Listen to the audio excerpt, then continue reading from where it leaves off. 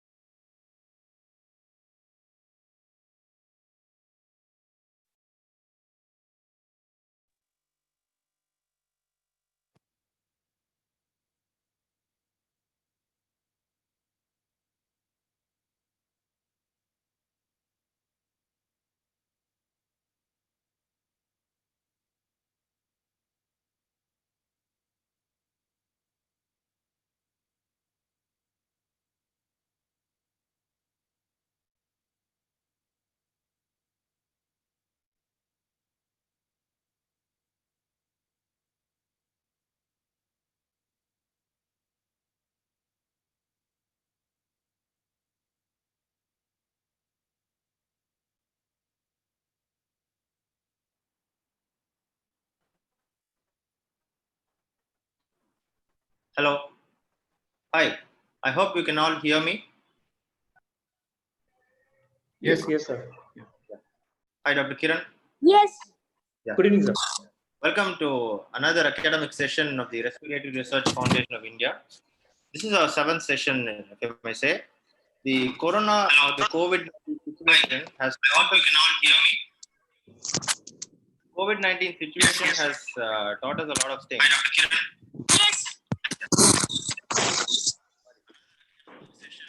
Yeah. COVID has taught us many things. One such thing is the effective use of networking in bringing people together, be it even family get-togethers or academic get-togethers or whatever. We have been using effectively. And in today's world, teaching is considered to be a rare commodity. However, now we have been striving to bring quality medical education in the comfort of the homes of the postgraduates and the residents. At the RRFI, we've been trying to bring the best faculty from each field at, once in a month to address their PGs and share their experience in their fields, respective fields. In that manner, today we will be discussing ventilatory management strategies in ARDS. It's a very, very finicky topic. The pulmonologist has an opinion, the critical care people have an opinion, the anesthetist has another opinion, and to top it all, from somewhere the cardiothoracic surgeons will jump in and say we have an entirely different opinion about ventilation. I know everybody is right and everybody is wrong, so we have a lot of difference of opinions in all this. To discuss that with us, we have with us Dr. Ramesh Venkatraman, Senior Consultant, Critical Care Group, Apollo Group of Hospitals, Chennai. He'll be talking to us about the ventilatory management strategies. And Dr. Narasimhan, Senior Consultant Pulmonologist, will be moderating the session. I take this opportunity to welcome Dr. Kiran from Sun Pharma, and they have been with us every step of the way and supporting us in all our endeavors. And without them, this might not have been possible. So, without wasting much time, let us move on to the session. Dr. Kiran, I think you can take over. Sure. Yeah, he's there. He wants to say a couple of words. Yeah. Sure. Sir, I'll just introduce you and then hand over the session to you. It's okay. Yeah. Already all the faculty, and I'm Dr. Kiran from the medical team of Sun Pharma. It gives me great pleasure to extend a warm welcome to you for this very interesting webinar today. And at Sun Pharma, we believe that connecting eminent faculties around the world and exchanging their skill sets and experiences with each other will actually benefit the doctors and patients at large. Today's webinar is one such event, and I would like to introduce Narasimhan sir. Sir would need no introduction. Sir is very well known. He'll be the moderator for today. Currently, sir is a senior respiratory physician at Apollo Hospital, and he is the chairman of the Respiratory Research Foundation of India. Few words about sir. Sir is very, very well known. He's been having a lot of positions in different places. He was adjunct professor in the MGR Medical University. Sir was the adjunct professor at the University of Queensland, South Australia. Sir has got more than 30 plus years rich experience in pulmonology, and sir has been at the Apollo Hospital for the past 26 years. Sir is done quite a lot of work, and he's on the editorial board of Lung Disease and Pulmonology Chest, and quite a few journals alike. In terms of publications, sir has got more than 45 publications to his credit. Given a lot of talks as various faculty positions in ACCP, many conferences in India and abroad. And sir has also done quite a lot of camps on respiratory related diseases, including screenings and talks. Sir is on the committee of both GINA as well as the GUARD, and sir is an active Rotarian as well. So with this small introduction to sir, I would like to hand over the session. Welcome, sir. Thank you very much, Dr. Kiran. And first of all, I thank Dr. Ramesh Venkatraman, my colleague and working at Apollo Hospitals, for having agreed to participate in this session on ARDS. ARDS, say 20 years back, used to be a death knell. Effortlessly, people used to die. Effortlessly, used to kill people without any strategies. Yeah. Now there are different strategies available now, and the critical care has made a lot of difference in the management. 20 years back, only pulmonologists were handling respiratory distress syndrome in ICUs and other places, and the arrival of critical care groups have made a lot of difference in the management of ARDS, especially with regard to the ventilatory management. There are a lot of areas where we meet, where we differ, where we accept to differ. So many things happen. To discuss all these aspects, We're just having one talk by Ramesh Venkatraman. Today, generally, we used to have two talks. It's only going to be one talk with lots of Q&A session because the critical care team has made such a big difference in the ventilatory management of patients with ARDS, whom otherwise all of us would have lost. To start this, we will have two case presentations of 3 minutes each from my postgraduate Amal, and after that, based on that, Ramesh Venkatraman will start off his session. Over to Amal. Ajay, could you share, could you make Amal the co-host? I think Amal will be able to share screen. I have allowed share screen. Sure, sir. Good evening, sir. Yeah. Good evening, sir. Can you hear me, sir? Good evening, sir. Yes. Sir, actually, Bharat ಯಾರು Can you share your screen? ಹಾಗೆ sir first general ಅದಕ್ಕೆ ಗಮನಿಸ್ತಾರೆ ಅದಕ್ಕೋಸ್ಕರ ಯಾರು Participants to kindly sir ಪಾತಾರು SR ಗಿಟಿ ಸೇಂದು ಪಾತಾರು request all the participants to kindly turn off their mics, mute their mics, and You can mute all of them, you know? Only Amal can be. So, I will just ஒரு நாள் தான் அவங்க கூட இருந்தேன். yeah, Amal, you can unmute yourself, Amal. Amal, your voice is not heard.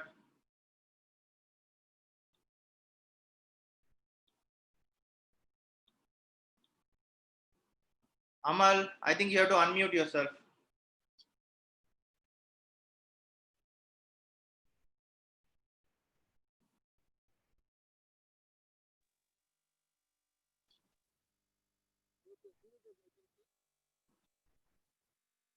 Yeah, I think now you're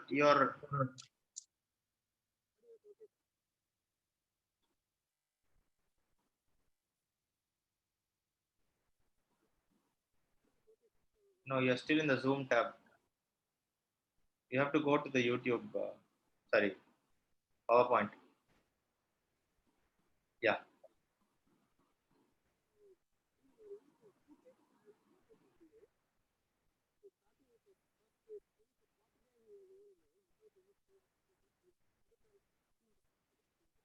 Amal, your voice is still not heard.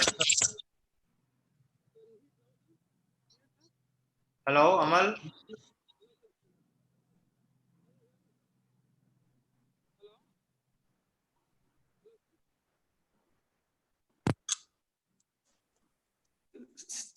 sir, is the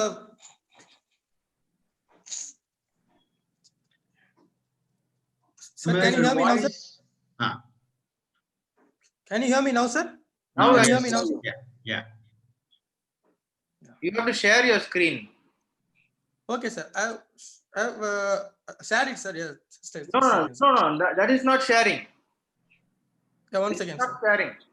Okay. Now we can see it. Yeah, now we can see it. Yeah. I've started sharing anyway, sir. Yeah. Now we can see it. Yes. Okay, sir. So sorry for that interruption. So starting with the first case, this is a 49-year-old male without any comorbidities. He was admitted on 16th of August to the emergency with complaints of high-grade fever, cough, and breathing difficulty for 10 days. So the patient had done a CT chest and a PCR in outside hospital, which was suggestive of COVID-19. The patient had bilateral ground glass opacity with bilateral extensive consolidation in the CT chest, and the PCR was turned out to be positive. The patient was admitted here for further management. So this is the chest X-ray taken in the emergency. He had bilateral basal predominant, peripheral predominant opacities. This patient on examination, he was conscious, oriented, dyspneic with a saturation of 90% with 10 liter oxygen, and blood gas analysis showed type 1 respiratory failure, which was severe. And this patient was hemodynamically stable. So patient having a blood investigations and showing a total count of 10.6 with neutrophil of 90%, lymphophil 4%, and this patient having SGOT of 80 and then SGPT of 120, creatinine of 0.7, CRP was increased 127, IL6 was 353, serum LDH was 540, serum ferritin 1753, and serum D dimer was 2.16. So he's having all the biomarkers significantly increased. So he was diagnosed to have category C COVID, and he was started on treatment with oxygen via first he was started with HFNC, and then patient could not tolerate it and was shifted to NRBM and HFNC intermittently. He was started on treatment with dexamethasone, Clexane, and he was given 5 days course of remdesivir. But the thing is, despite this treatment, this patient his stress worsened progressively and started on NIV and subsequently intubated and started on inotrope support as well. So the thing is, in view of this deterioration, there was a suspicion of pulmonary embolism. So CTPA was repeated, which was showing no evidence of pulmonary embolism, but bilateral opacities consistent with COVID-19. So this is the CTPA, which is showing peripheral predominant consolidation, ground glass opacities. And the thing is, you can also see some fibrosis starting to develop with traction bronchiectasis as well. So the thing is, after intubation, this patient developed a sepsis and a septic shock, disseminated intravascular coagulation as well. So coming to the blood count, this patient had progressively hemoglobin was falling. He was transfused with PRBC. His total count was increased. The platelet count was coming down, and he was transfused with platelet. And slowly, day by day, creatinine was increasing. And on 30th, he had a creatinine of 7. He was planned for dialysis as well at that time. So in the meantime, the COVID negative turned out to be negative on 28th of August. Serum BDG was increased and the blood cultures were growing staph hemolyticus on 30th of August. So he was started on treatment with broad spectrum antibiotic, polymyxin B, phosphomycin, ambisome as per our infectious diseases department advice consultants, and the patient was managed in view of a septic shock and multi-organ failure. So the thing is, despite all these measures, aggressive measures, he developed cardiac arrest and he was declared dead on 2nd of September 2020. So coming to this second case, so this patient is a 42-year-old man without comorbidities. He had cough, breathing difficulty, fever for 1 week. He was admitted on 7th of August to the emergency. On examination, he was dyspneic with saturation of 75% on 10-liter oxygen, and patient became hypotensive as well in emergency. So in view of worsening respiratory distress and hemodynamic instability, he was intubated in the emergency. CT chest showing bilateral ground glass opacities, bilateral consolidation, and also showed a right-sided pneumothorax. So this patient developed a right-sided pneumothorax, as you can see in the CT chest. So ICD was inserted in the emergency room itself, and he was transferred to the ICU for further care. The blood investigation was done, which is showing an elevated total count of 22,000. He had an echo done, which was showing normal LV function. There was no pulmonary arterial hypertension. And he had subsequently underwent a COVID PCR, which was positive on the subsequently next day. He had all the biomarkers significantly increased. He was started on treatment with dexamethasone, remdesivir, broad spectrum antibiotics in view of increased total count. The blood cultures and the tracheal secretion turned out to be negative. ICD was removed on the second day after a serial X-rays showing adequate lung expansion, but the ventilator support continued. But by that, this patient developed again a right-sided pneumothorax on 17th of August. So a second time ICD was placed, and this patient could not be weaned off ventilatory support. So in view of prolonged ventilation, he was tracheostomized on 19th of August. But after tracheostomy, this patient developed a left-sided pneumothorax on 22nd of August.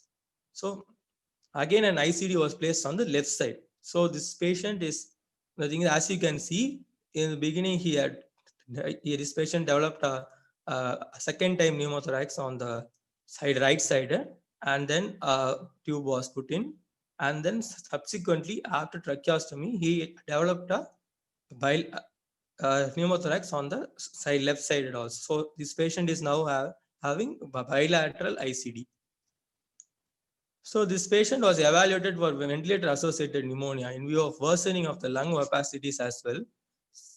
Serum BDG was elevated. The tracheal secretion was positive for MDR Klebsiella, Acinetobacter, and Aspergillus fumigatus. The blood cultures were positive for Staph epidermidis. His serum Aspergillus galactomannan was increased 1.24. So this patient was diagnosed as ventilator-associated pneumonia, polymicrobial, and also invasive pulmonary aspergillosis, and started on broad-spectrum antibiotics and IV voriconazole. His patient had deranged LFT since admission. So this time an hepatologist opinion was sought. On further evaluation, he is diagnosed to be HBsAg positive. So he was started on Udiliv and Bronac. So this patient underwent a COVID testing again, which was repeated on 29, which was turned out to be negative. So he was shifted out of the isolation, transferred to the MDCC for further care. The thing is, on this patient ventilator requirement being to pressure support ventilation subsequently, and this patient was discharged at request after almost a month admission. Yeah, thank you, Amar. I have presented 2 cases. Both the cases had no major comorbidities, excepting the first one was slightly obese, and one of them recovered, and the other one did not recover. A lot of factors account for the recovery. A lot of parameters one looks into, and how they, why they don't recover, and how they recover if they recover. Various factors we keep discussing about it. And in this, the ventilatory management forms one of the most important things. I now ask Dr. Ramesh Venkatraman to go ahead. Ajay, you have any interesting to introduce Dr. Ramesh Venkatraman?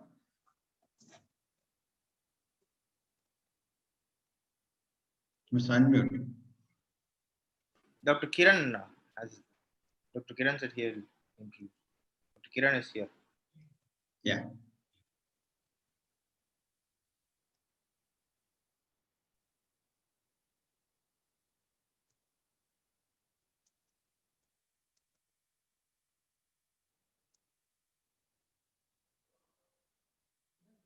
Done it. So, guys, you just go ahead and do it. Yeah. Yeah. So, Dr. Kiran is not there.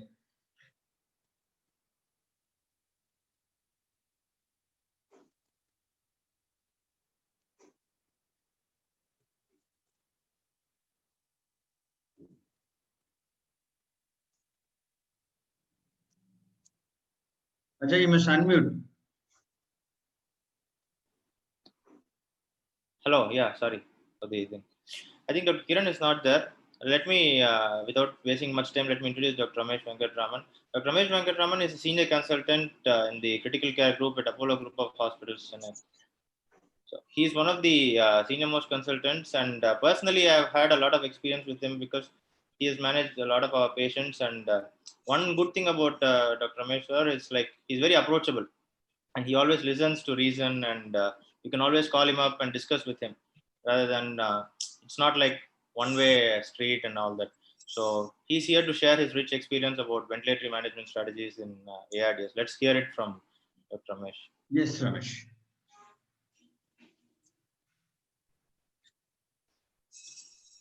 Sir, I think I can't see you. Your camera is off? Hello? Ramesh, you must unmute yourself, Ramesh. Yeah, I've asked him to unmute also. Yeah, good. Yeah. I was just able to unmute. So far, I was not able to unmute. Now, okay, fine. I'm not able to share my screen yet. I made you a co-host. Okay, let me see if I'm able to share my screen. I've enabled screen sharing for you. Yeah, I'm trying to open it. Just give me 1 second. Now we can see your screen. Yes. Yeah, yes. Yeah. First of all, thank you for Dr. Narasimhan and Ajay for the opportunity and the kind introduction. No, it's been a pleasure working with all, taking care of COVID patients. There's a wealth of education now that there is so much COVID there. I think we are learning more about ARDS ventilation as we manage more and more COVID. This is just an attempt to give an overview of the basic principles of ARDS ventilation, and then we will go from there. So I'm going to talk not too much about definition, little bit about the principles of ventilation of ARDS. And I want to introduce a few terms here called the stress and strain. And then there are a lot of new terminologies regarding airway pressures. I think one needs to understand to ventilate ARDS and know how to go about it. Brief section on PEEP titration. Try to give you a clinical algorithm that I go through in my mind. And then we will talk about some of the rescue strategies. Considering this is predominantly ventilatory strategy in ARDS, I have not touched upon fluid management or antibiotics, nutrition, and the other aspects of ARDS for the sake of time. With that kind of a prelude, let me talk about what is ARDS. I think most of you know, but just for completion, I will say that any worsening of respiratory symptoms within 1 week of a known clinical insult, which could be an infection, trauma, burns, blood transfusion, pancreatitis, surgery, could be anything. Within 1 week of clinical insult of respiratory symptoms is considered ARDS. The chest imaging should show bilateral opacity that is not explained by collapse, nodules, or effusions. That is fairly straightforward. The origin of edema should not be cardiac. Like old times, you don't need a PA catheter. You can just do a quick echocardiogram. If the LV function is okay, you can assume that it is not a hydrostatic edema. It is probably ARDS. In terms of classifying ARDS, they have basically said mild, moderate, or severe. If the PF ratio is 200 to 300 with a PEEP of more than 5, you call it mild. If it is 100 to 200, you call it moderate. If it is less than 100, you call it severe. So we will just, with that introduction, and not going too much into the definition, what does happen in ARDS? I can tell you a whole bunch of things that happen, but in summary, there are only 3 things that we need to know. One, there is some form of injury to the alveolar capillary basement membrane. Because of that, the capillary endothelium is exposed and endothelium is activated, and that triggers an inflammatory response locally and systemically. That causes significant injury to the lung and also causes systemic manifestations. Second, there is depletion of surfactant that happens in the lung. Because of that, there are a lot of changes with the structure of the alveoli and its compliance. These changes are heterogeneous. If at all there is one word that will always should stick in your mind about ARDS, it is always a heterogeneous disease. There are parts of the lung that are normal. There are parts of the lung that are moderately affected. There are parts of the lung that are severely affected. And this keeps changing. Rather than looking at ARDS as a stiff lung, a lot of people claim that ARDS should be looked at a small lung because there is only a small proportion of lung that is normal and the rest of the lung is abnormal. Therefore, they call this ARDS lung as a baby lung. For example, if you look at the X-ray below, you can see very, very small areas that maybe look normal, but the rest of the areas look pretty bad. So from now on, I want you to have 3 things in mind. One, the alveolar capillary endothelium is exposed and there's an inflammation response. It's an heterogeneous disease with a very, very small proportion of lung that has got normal compliance, and therefore we will call it as a baby lung rather than a stiff lung. With that understanding, let's just go back. This is a classic CT scan of the ventilation. I told you that there are going to be areas that look absolutely normal to you in the CT scan. Whatever I do with the ventilator is going to cause over distension into this alveoli because they are normally compliant. When I put any pressure, most of the pressure is going to go to this particular part of the lung, and therefore you're going to cause over distension. Stretch the alveoli. When you stretch the alveoli, already the capillary basement membrane is exposed and it triggers further inflammation, or you cause barotrauma and cause pneumothorax. The other extreme, you have the lung that is completely tight and closed because the compliance is terrible. This part of the lung, the moment you open and release the pressure, immediately it collapses. So every breath, you are forced to open it with a lot of pressure. At the end of every breath during expiration, it immediately collapses because it is so tight and so non-compliant. This repeated opening and closing of one alveoli rubs against the other alveoli and therefore triggers another inflammatory response, which we would call as atelectasia. Therefore, our goal would be to try to prevent both the extremes happening in ARDS with our ventilator. While we are trying to adjust to these two abnormalities that are happening, our goal of ARDS ventilation would be to achieve adequate gas exchange in terms of oxygenation and hypercapnia. So, in effect, I want to ventilate an ARDS lung by optimizing my gas exchange with hypercapnia and hypoxemia. And with my ventilation, I should not add more injury to the lung that is already injured. And that would be our fundamental goals of ventilation. From now on, we will try to see how we can go about achieving both these parallelly and see if we can come up with some kind of a conceptual idea. This diagram is going to keep coming up back and forth so that you get the concepts reinforced. That area of the lung that looks normal is going to be over-distending and undergoing barotrauma and volutrauma. Therefore, the traditional teaching was you minimize the tidal volume, therefore the over-distension is less, the stretch of the alveoli is less, the volutrauma and the barotrauma is less. As a surrogate for how much pressure we put on that alveoli, we used to monitor what is called a plateau pressure, and we try to keep it less than 30, but preferably less than 28. On the other hand, we want this alveoli not to collapse with every breath. Therefore, we apply a pressure at the end of expiration to keep this alveoli stented open. We call this pressure as the PEEP, the positive end expiratory pressure. We try to optimize the PEEP so that most of the alveoli remain open even at the end of expiration so that they don't have to repeatedly open and close. And we will say that we need to optimize the PEEP and achieve adequate gas exchange. So traditionally, when somebody calls it as a lung protective ventilation, this is what people had in their mind. You want to have a low tidal volume, minimize the airway pressures, keep an optimal PEEP so that most of the alveoli are open at the end of exhalation, and try to achieve adequate gas exchange. So this is something that most of you would be very, very comfortable with at this point of time. I just want you to understand that the new way of looking at ARDS is slightly different. And I'm going to introduce these two concepts called stress and strain, and going to use these two concepts to try to explain the ventilatory strategies that we make in the ARDS patient. This is straightforward. Optimize gas exchange without injuring the lung is the goal that we talked about. I'm going to go back to the goal again and again. When I say lung injury, the two main components of lung injury, there are several ways we can injure the lung, but the two main common ways that people talk about nowadays is stress and strain of the lung. We'll take the first variable, the stress. Stress is the maximum amount of force we apply to the lung. So the higher the pressure I blow the lung, more the stress it is going to take.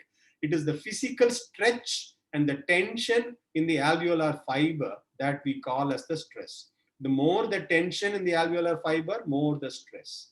The strain, on the other hand, anytime when I apply a pressure to the lung is going to get deformed, whether in terms of tidal volume or whether in terms of whatever we do, it is going to open up, it is going to move. From a resting state, it is going to move to a different state. The deformation that happens in the lung is called as the strain. So the stress leads to a strain. When you have a stress, the fiber length and fiber tension increases. That causes us as a strain that is nothing but a deformation in the alveoli. This deformation is manifested microscopically by complete alteration in the structure of the micro elements. So our goal would be to minimize the stretch of the alveoli. Our goal would be to minimize the amount of deformation that happens in the alveoli because of the stress that happens.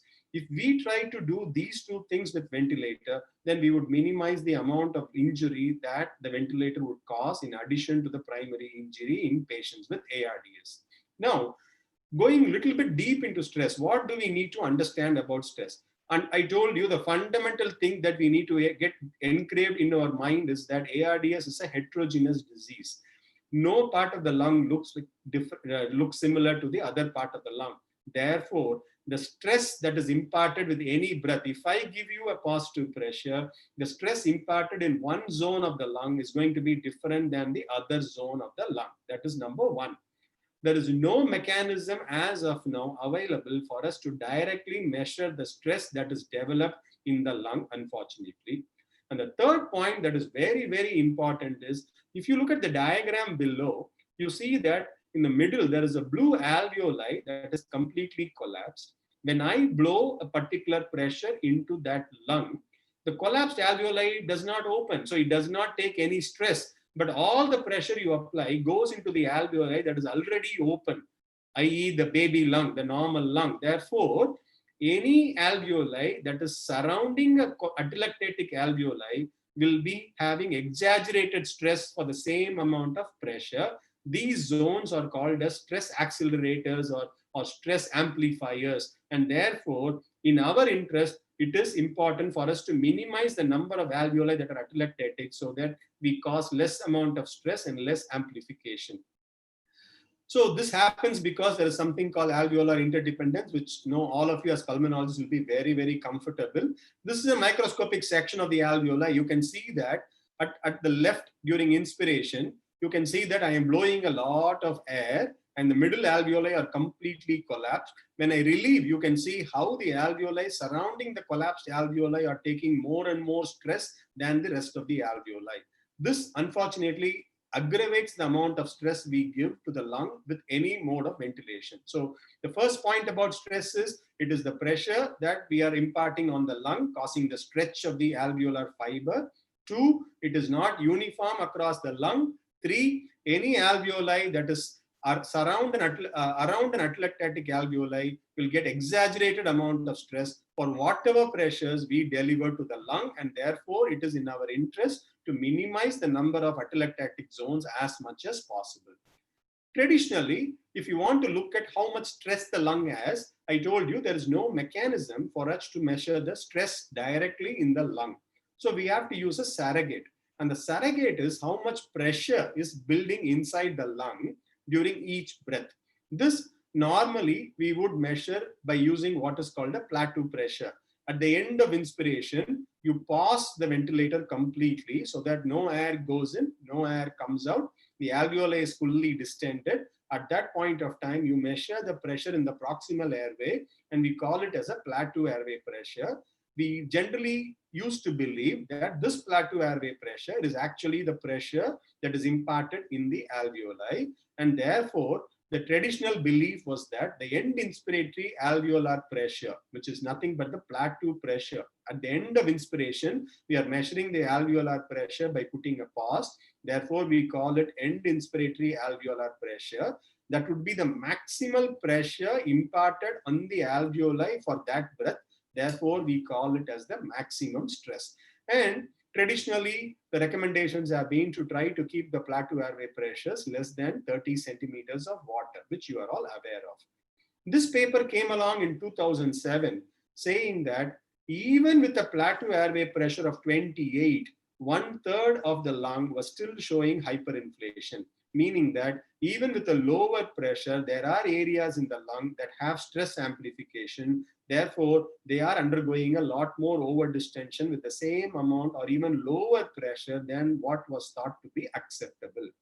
Why is this? 1, because of the stress amplifier zones I told you, and 2, the variability in the alveolar compliance between various zones of the lung.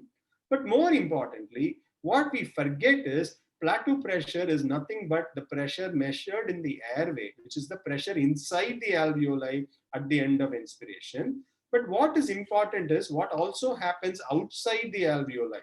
My alveoli is going to undergo a lot of stretch. If the pressure outside, the difference between the pressure inside and the pressure outside is huge.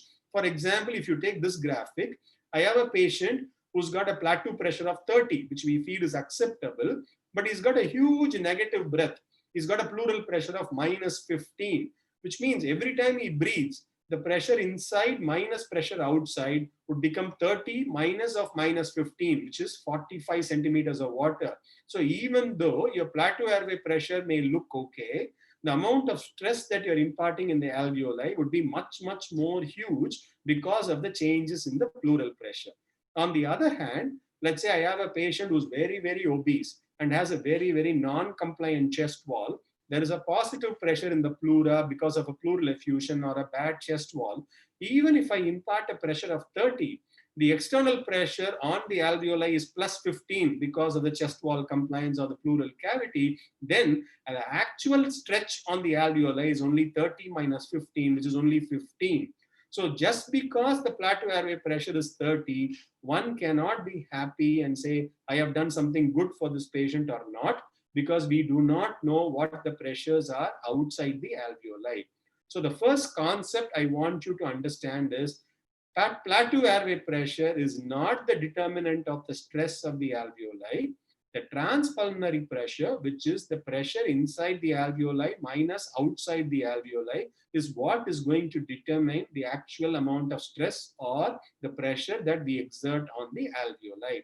The patient in the left will have a lot more stress for the same pressure compared to the patient in the right. And we need to be cognizant of the fact that plateau airway pressure alone does not really help. So, if I need to know the pleural pressure, can I measure the pleural pressure? Yes, I will show you mechanisms to measure pleural pressure.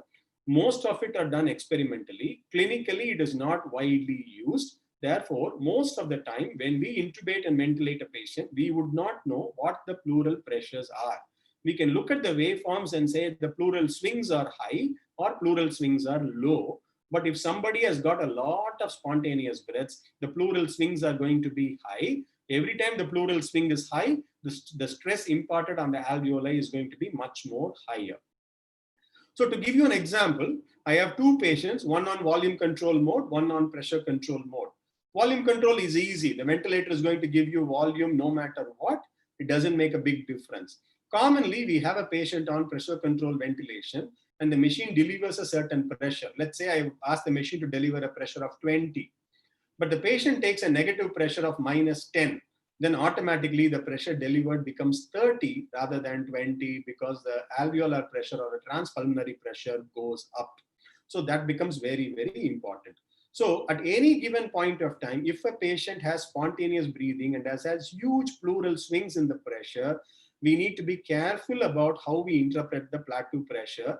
We need to understand that more than the plateau pressure, it is the pressure differential between inside the alveoli and outside the alveoli that is going to determine the stress. And therefore, we need to be careful in how we apply the pressures to these patients.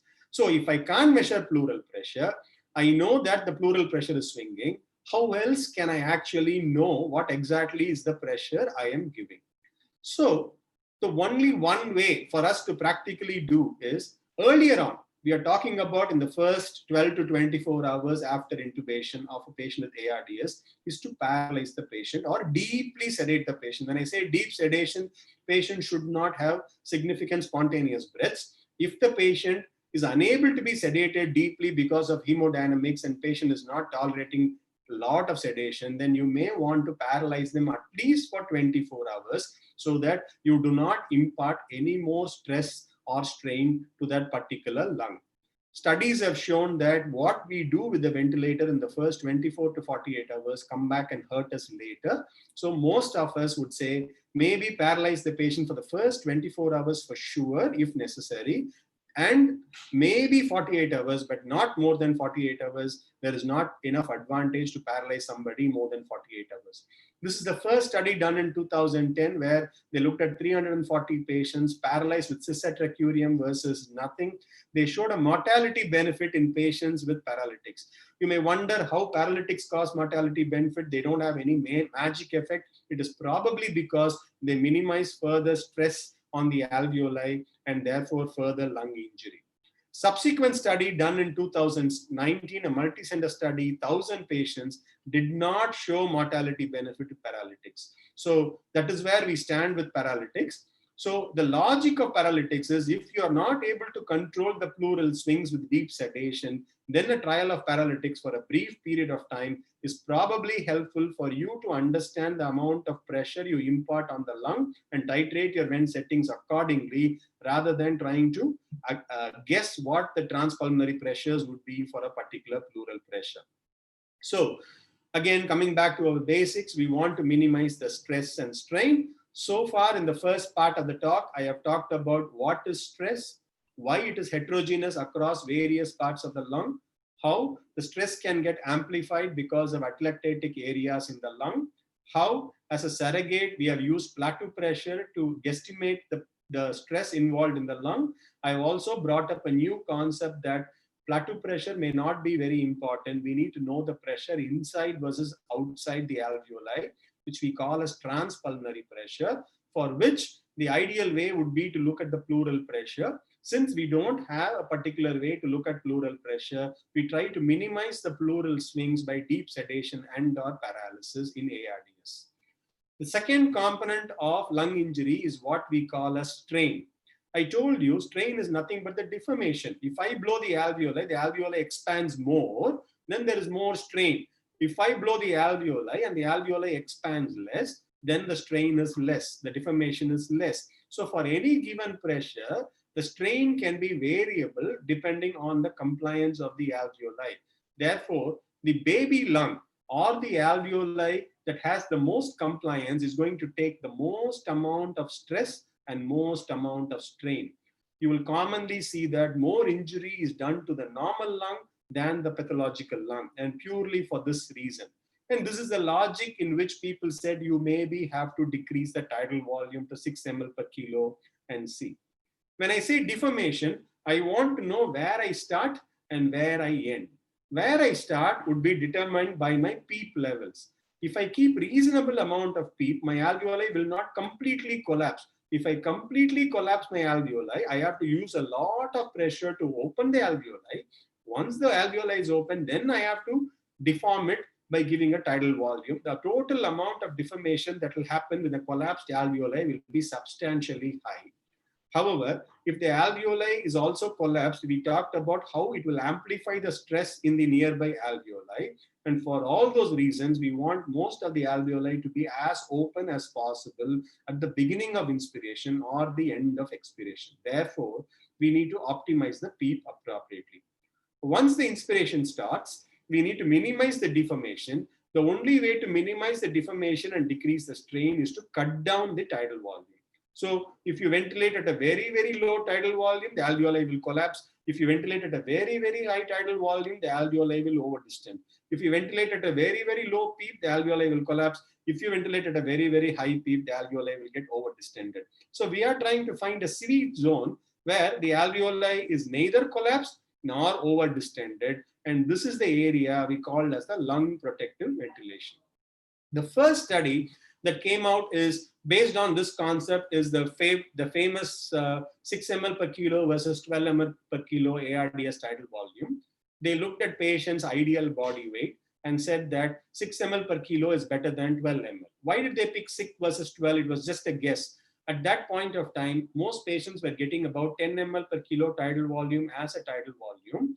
And they decided that they had to give some tidal volume lower than that. So they picked a random number of 6. And since 12 is double of 6, they said that we will randomize patients to 6 or 12. They clearly showed that patients receiving 6 ml per kilo tidal volume are having substantial improvement in survival, not anything else, survival. That's very important compared to patients receiving 12 ml per kilo. Couple of points are worth mentioning. In this study, the patients who received 6 ml per kilo had poor oxygenation compared to patients who received 12 ml per kilo. Despite that, patients who received 6 ml per kilo improved their survival, telling us that oxygenation is not a good endpoint for us to decide how to ventilate. However, we need to minimize the injury we cause to the lung by unnecessarily deforming the alveoli much more than we need to. So keep the saturation 88. Keep the pH above 7.2. I think we should be okay. We should not target normal pH or normal oxygenation in these patients. So it is really good that this was happening. And as a surrogate of the pressure developing inside the alveoli, this study monitored the plateau airway pressure and kept it below 30 at all times. However, we have earlier discussed the fallacies of plateau airway pressure and the need to know what the transpulmonary pressure is. So, how do I measure the ideal body weight? We measure the height of the patient and we plug it into the formula that most of you are aware with, and then come with an ideal body weight. And then for that ideal body weight, we calculate 6 ml per kilo tidal volume. I want to now make you think in terms of stress and strain. Strain is nothing but the deformation of the alveoli. The maximum deformation of the alveoli happens during the tidal volume. Therefore, tidal volume can be thought of as the maximum amount of strain imparted on the alveoli, which I'm going to call a strain amplitude, or a very, very high amounts of the strain that we give. Now, I'm going to take you one step further. A newer concept that has evolved in the last 4 or 5 years is, yes, low tidal volume for body weight is good compared to high tidal volume. But let me just ask you a question. Let's say I have 2 patients, both of them are 70 kilos at this point of time, ideal body weight. Therefore, you would say 6 ml per kilo for both patients is 420 ml of tidal volume, which sounds fair.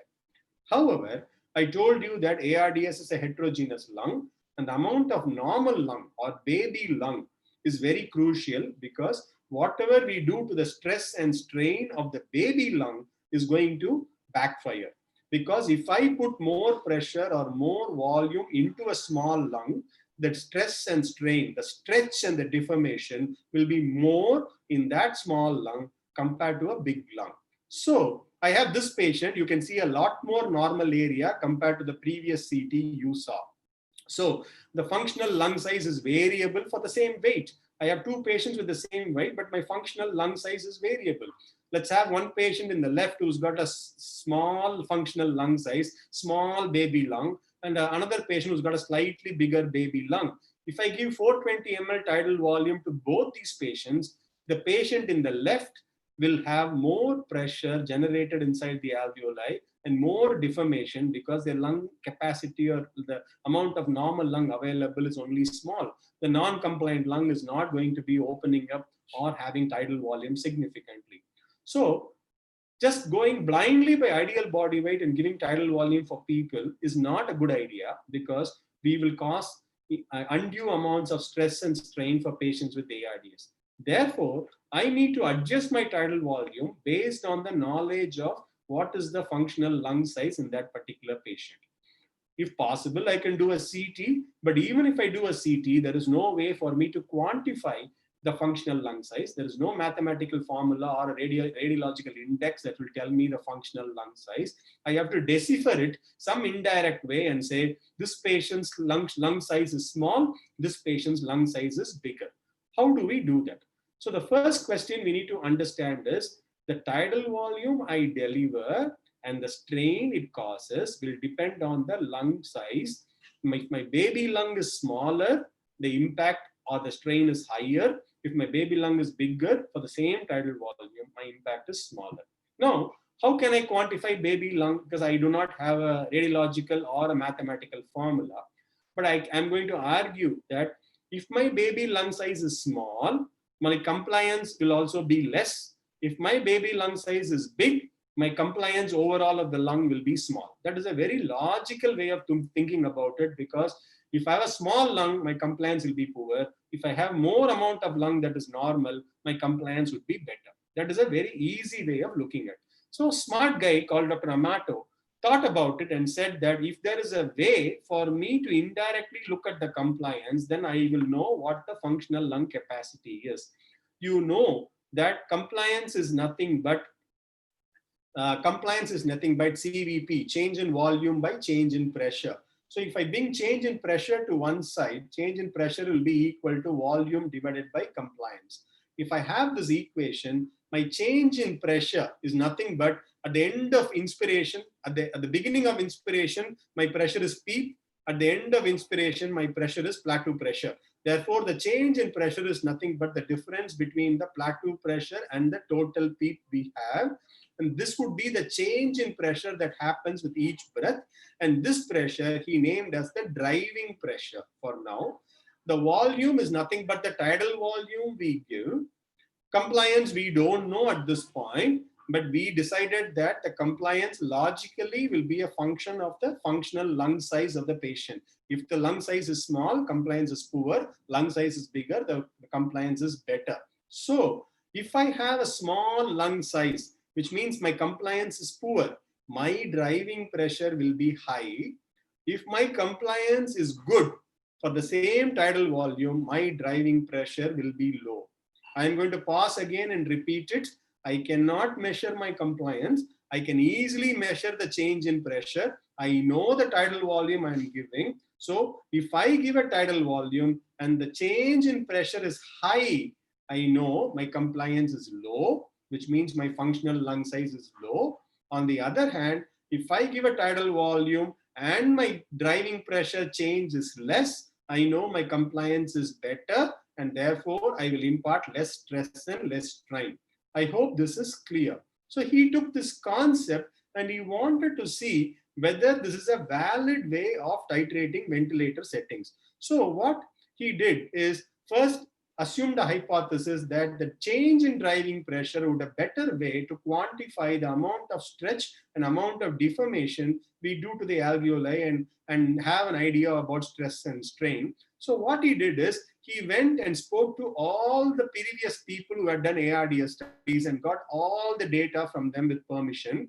And he looked at all the patients. He took 9 previous ARDS studies that have been published in New England Journal or have given the journal there. Looked at various journals and he collected all the data in those patients. He got about 3,500 patients. He then did a statistical model to see which variable in the entire ventilator actually impacts outcome, impacts mortality. We won't go into the statistics, but assume that the statistics was fair and it was verified by several people. He found that among the patient variables, the Apache score, which is expected. If you are sicker, you don't do well. If your pH is bad, you don't do well. But among the ventilator variables, the only variable that impacted outcome was the driving pressure, which is an indirect marker of the functional lung size and the amount of stress and strain we impart on the alveoli. Nothing else, not tidal volume, not plateau pressure, not PEEP, not respiratory rate, not mean airway pressure, only the driving pressure. Driving pressure can easily be measured by looking at the plateau pressure and PEEP. One more reason to deeply sedate and paralyze is for me to accurately look at the driving pressure, at least in the first day. Deep sedation under paralysis will give me a good measurement of plateau pressure. There should be no inspiratory efforts during a plateau pressure. Therefore, it will allow me to measure a good plateau pressure and derive my driving pressure better. So now it is logical. If I do some ventilator changes on the patient, whether it is tidal volume or PEEP, and with whatever changes I do, if my driving pressure increases, I am doing harm to the patient. Because either I am collapsing more and more alveoli or I am over distending more and more alveoli. Either way, the stress and strain that I impart on the alveoli is bad and my settings are harming the patient. I need to back off and try a different setting.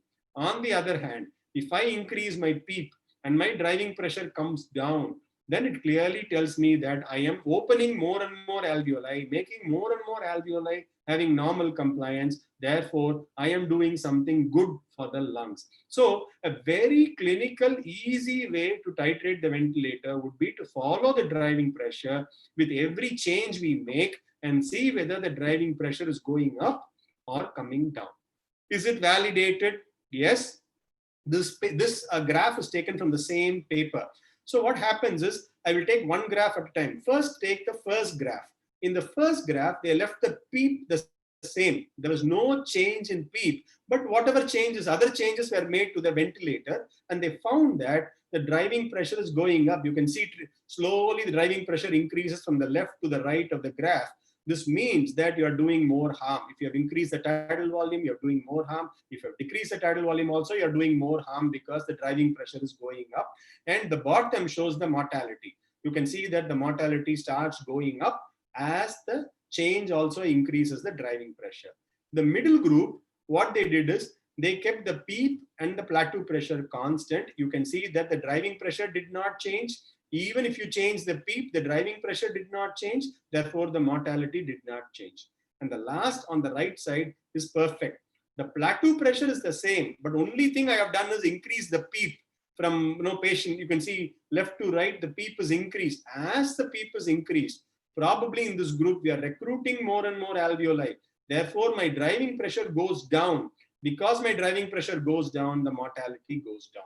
So it's given us a very, very easy clinical way to titrate ventilator settings to say that if I make a ventilator setting with PEEP or tidal volume, if my driving pressure goes up, I am harming the patient either by causing collapse or over distension. If my driving pressure does not change, I am probably doing a very useless maneuver by changing the vent settings. If my driving pressure goes down, I am doing a very good job of trying to help the patient. So using driving pressure to titrate your PEEP and tidal volume seems to be a very, very easy clinical way that seems to make a lot of sense when we look at the stress and strain of the alveoli.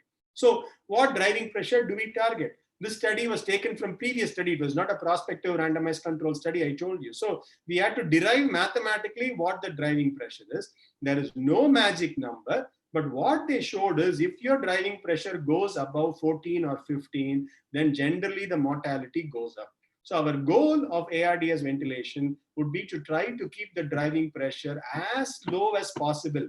I am not going to use the word keep it less than 15 because 14 is better than 15. 13 would be better than 14, 12 would be better than 13, 9 would be even better than 13. So I will make my vent changes till I get the lowest driving pressure with the best gas exchange. That would be the best setting for that patient at that particular time. So that was very clearly proven. So always try to target the lowest driving pressure. Okay. So we have talked about over distension, we have talked about tidal volume, we have talked about plateau pressure, we have not talked about optimizing the PEEP. I told you we have to think about where the alveoli start and where they end. Where they end is determined by the tidal volume and the pressure. Plateau pressure is a surrogate and the driving pressure is a surrogate. Where we start. If the alveoli collapses every time, I have to pop it open and then push more deformation, more pressure. On the other hand, if it's already open, it's a lot more easy, like blowing the balloon, right? When you start blowing the balloon, initially you put so much pressure, then it pops open. Once it pops open, it becomes easier. So you don't want the balloon to collapse every breath. You want to keep it open. For that, we need to optimize the PEEP. So how do I optimize the PEEP? The easiest answer for most of the PGs in the exam, if somebody asks you, is ARDS PEEP titration table. If you just use the word ARDS PEEP titration table, I think the examiner should be happy. There are two tables, high and low. For moderate and severe ARDS, you use the high table. For mild ARDS, usually low table is good enough as a default rule. But every time you titrate the PEEP, you make sure the hemodynamics are tolerating, the oxygenation is not getting worse, and it should actually get better, then you are going in the right way. That is a very simple answer for the exam that you can do. But now we know that there is a better way to titrate PEEP based on the driving pressure. So if you ask me, most of us in our ICU would be titrating PEEP based on the driving pressure. So when arbitrarily you are going to start at a PEEP of 10 or 12 or whatever it is, the initial setting, let the patient settle. Patient will be probably paralyzed in the first few hours. I get a good idea of the driving pressure, which is the plateau minus the PEEP. I know my tidal volume, I know my PEEP. Now I am going to slowly increase the PEEP and come back and check on the patient every 10 to 15 minutes. With every increase in PEEP, if my driving pressure starts coming down, I am doing good things to the patient. I am opening more and more alveoli, making more and more alveoli open, and therefore my compliance is getting better. Let's say I keep on increasing my PEEP, and at some point my driving pressure starts to increase. I have reached a point where my PEEP is over distending my alveoli, so I need to back off to the previous level. On the other hand, I start coming down on the PEEP step by step by step. I reach a point where the driving pressure starts going up again. Again, I have decreased the PEEP too low. Therefore, there is significant amounts of collapse that is happening, and therefore I should go back up.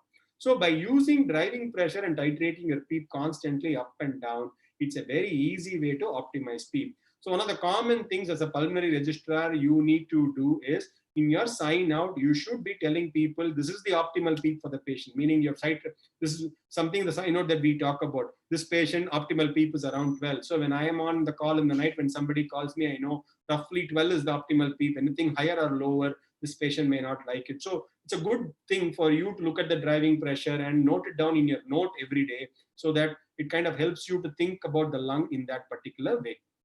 So the last issue I told you is that I'm worried about the pressure inside and pressure outside. So if I want to prevent the alveoli from over distending, I want the transpulmonary pressure, which is the pressure inside minus the pressure outside, to be within a particular area. And the traditional rule is the transpulmonary pressure should be less than 25 at the end of inspiration, which means if I measure the pleural pressure and I measure the alveolar plateau pressure at the same time, plateau minus a pleural pressure should be less than 25 at the end of inspiration. At the end of expiration, if the alveoli should not collapse, the pressure inside the alveoli should be higher than the pressure outside the alveoli. Therefore, the alveolar pressure should be not zero, should be anything above zero. So the recommendation is keep the transpulmonary pressure 5 to 10 at the end of expiration. So if there was a method for me to look at the pleural pressure and titrate my ventilator, I would target an end expiratory transpulmonary pressure of 5 to 10 and an end inspiratory transpulmonary pressure of 25. Again, what they did in this particular study is they used a catheter like an NG tube. This tube goes into the nose, goes into the mid esophagus. It has a transducer and it looks at the pleural pressure in that particular area. Whichever pleura is close to that particular part of the esophagus, it looks at the pleural pressure and gives you the pleural pressure. Once I know the pleural pressure, I know the plateau pressure, I can calculate the transpulmonary pressure, which is plateau pressure minus the pleural pressure, and titrate my ventilator so that at the end of expiration, my transpulmonary pressure is 5. At the end of inspiration, my transpulmonary pressure is less than 25. In which case, I have minimized my atelectasis, I have minimized my over distension, and I'm ventilating in the safe zone with minimal amounts of stress and strain. So far, only one study has done this. They showed that in this study, they were able to improve the oxygenation, not mortality. It's a very small study of only few patients, less than 50 patients, more experimental. They showed that they could improve the oxygenation substantially by a pleural pressure guided PEEP titration compared to random PEEP titration. Hopefully in the next few, pleural pressure has a lot of limitations. I'm not going into the fallacies of pleural pressure. We won't talk about it, but we need to understand that maybe in the future, we will have these pleural catheters that will help us one more time. For now, we don't have any way of titrating PEEP. The best way of titrating PEEP is to use the table blindly, or the best way of titrating PEEP as of now is to look at driving pressures and try to titrate the PEEP for the lowest driving pressure we can see in a patient with ARDS. So I've given you an overview about the ARDS ventilation. So now I'm going to put all this together and say, how do I go about doing it? We are going to intubate a patient. We're going to deeply sedate the patient. Hopefully during intubation, patient would have received a paralytic. If necessary, I will continue the paralysis. On the other hand, if the patient is not having too many pleural swings with deep sedation, I don't need the paralysis. So that's a call I will make based on the patient. We are going to set a tidal volume arbitrarily of 6 ml per kilo, ideal body weight. We know that ideal body weight is not a good way to set the tidal volume, but when you start, you have no idea what the driving pressure is going to be. So start off with somewhere around 6 ml per kilo, ideal body weight, tidal volume. You start with some PEEP of let's say 10 or 12 based on your X-ray and your experience of what you think the lung will do. Once I have settled the patient, I'm going to look at the gas exchange, I'm going to look at the driving pressure, I'm going to look at the plateau pressure. These three things I'm going to do. If my plateau pressure is less than 28, if my driving pressure is less than 15, and I have adequate gas exchange. By adequate gas exchange, I mean saturation of at least 88% and a pH of at least 7.2, even if there is hypercapnia. If I'm able to achieve all that and my FiO2 is less than 0.6, then I'm going in the right direction. All I have to do is wait and reassess the patient constantly and see if the patient is continuing to improve and hold good. Okay, I have done this far. Unfortunately, I have inadequate gas exchange. I am not able to oxygenate the patient, or I am not able to clear the CO2 appropriately. In which case, I may either need to increase or decrease the PEEP. I may have to increase or decrease the tidal volume. whichever I do, there is going to be some changes in the driving pressure that will happen. With my changes, I'm going to go back and look at the driving pressure. If my driving pressure is decreasing with my changes in the tidal volume and PEEP, I told you I am doing good things to the patient by opening more alveoli. Therefore, I am in the right direction. Go back to continuing to follow the patient, come back and reassess and see if there is further scope for optimization. The point I want to stress is there is no target for driving pressure. If I get greedy. If my driving pressure is 14, I want to get it to 12. If it is 12, I want to get it to 10. So I will constantly try and reevaluate the patient to minimize the driving pressure as much as possible. Sometimes it is not possible, but I will try. On the other hand, if I do any change and my driving pressure goes up, or even in the beginning, I am not able to achieve a driving pressure of less than 15, no matter what I do. This is a patient who's got a lot of driving pressure, which means for me to achieve good gas exchange, I cannot do it safely without injuring the lung. Whatever I do, I'm going to injure the lung and I will cause more harm to this patient by my ventilator. I do not have a choice here, but somehow I need to figure out a mechanism to decrease my driving pressure and also achieve adequate gas exchange. Therefore, in this patient, I will go for rescue therapy. So my algorithm is start with volume control ventilation, 6 ml tidal volume, optimize your PEEP, look at 3 variables, plateau pressure, driving pressure, and gas exchange. If they are all in the right direction, continue. If any of this is going in the wrong direction, if the driving pressure or gas exchange is bad, you try to decrease the tidal volume or PEEP and reassess the driving pressure and gas exchange. If things improve, your changes have benefited the patient and continue to go forward in the direction. If things are not helping or going in the opposite direction, you are harming the patient more, you should stop and think about rescue strategy in this patient. So with that, I'm going to go on to when do I think of rescue? I just told you that I've already done optimal lung protective ventilation. I've already defined what optimal lung protective ventilation. I've also defined what optimal PEEP is. I have done all that in the first few hours of patient getting intubated and paralyzed, but I'm still unable to achieve certain goals, in which case I would consider rescue therapy. What are the goals I want to achieve? I want to maintain a saturation of more than 88% with an FiO2 of less than 0.6.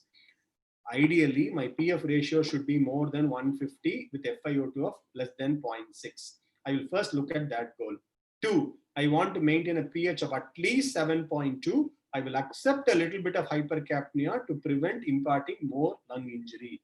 3, I will keep my plateau airway pressure less than 30, definitely less than 28.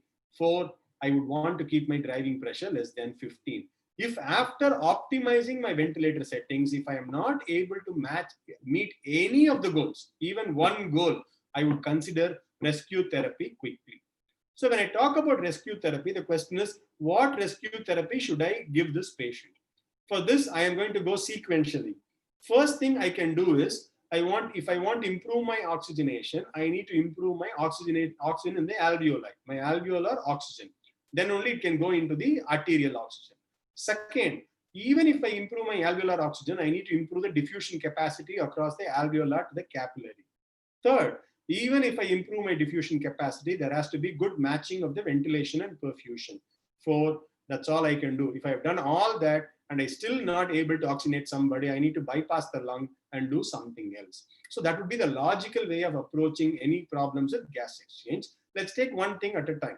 So how do I increase my alveolar oxygen? All of you are very familiar with the alveolar gas equation. The alveolar oxygen is nothing but FiO2. In this case, patient is ventilated, and let's assume that patient is on 100% FiO2. There is nothing that you and me can add. Barometric pressure, you're going to subtract the water vapor pressure, and then you're going to subtract the PaCO2. PaCO2 is usually not a very big problem for oxygenation. I can't change the water vapor pressure, but I have added extra pressure to the atmospheric pressure by intubating you and giving you positive pressure. I've already added, that's why it's called positive, right? We are adding pressure to the barometric pressure. So rather than looking at the barometric pressure in the patient on a ventilator, we would look at what is called a mean airway pressure. Mean airway pressure is nothing but an average pressure during the entire respiratory cycle. At the end of expiration, we have the PEEP. At the end of inspiration, we have the plateau pressure, and the pressure changes between these two times. If you take an average of all the pressure, you get the mean airway pressure. So the barometric pressure is substituted by the mean airway pressure. So I need to optimize the mean airway pressure. How do I optimize the mean airway pressure? By switching the patient from volume control to pressure control.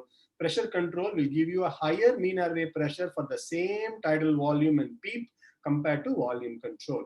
And there are several reasons why pressure control does that. We won't go into it, but pressure control will improve your mean airway pressure for the same tidal volume and PEEP.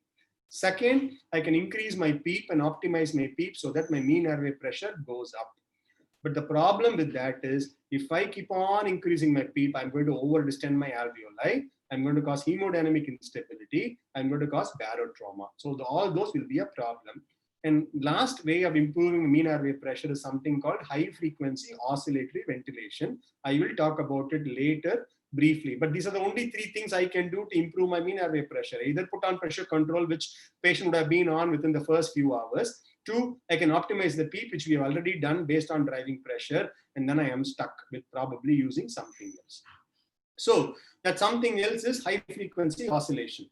So what does high frequency oscillation do? If you look at the graph here, you can see that with every inspiration, my airway pressure goes up, then comes to end expiration. Then again, the airway pressure goes up, end expiration, airway pressure goes up, comes at expiration. I told you, if you take an average, that is the mean airway pressure. In high frequency oscillation, you are giving tidal volume that is minuscule. You're giving tidal volume that is only 4 ml, 5 ml, but you're giving it at a much, much higher frequency, and you're maintaining an airway pressure that is very high, close to the mean airway pressure of the patient. So in HFOV, both inspiration or expiration are happening around the mean airway pressure. Therefore, the overall mean airway pressure is much higher in HFOV, and therefore the alveoli seems to be open all the time. And since there is no tidal volume up and down, there is neither collapse nor over distension. Hopefully, you will ventilate the patient in the middle zone. That is the logic of high frequency oscillation. So if you look at it, because I'm giving a lot of mean airway pressure, all the alveoli are already open.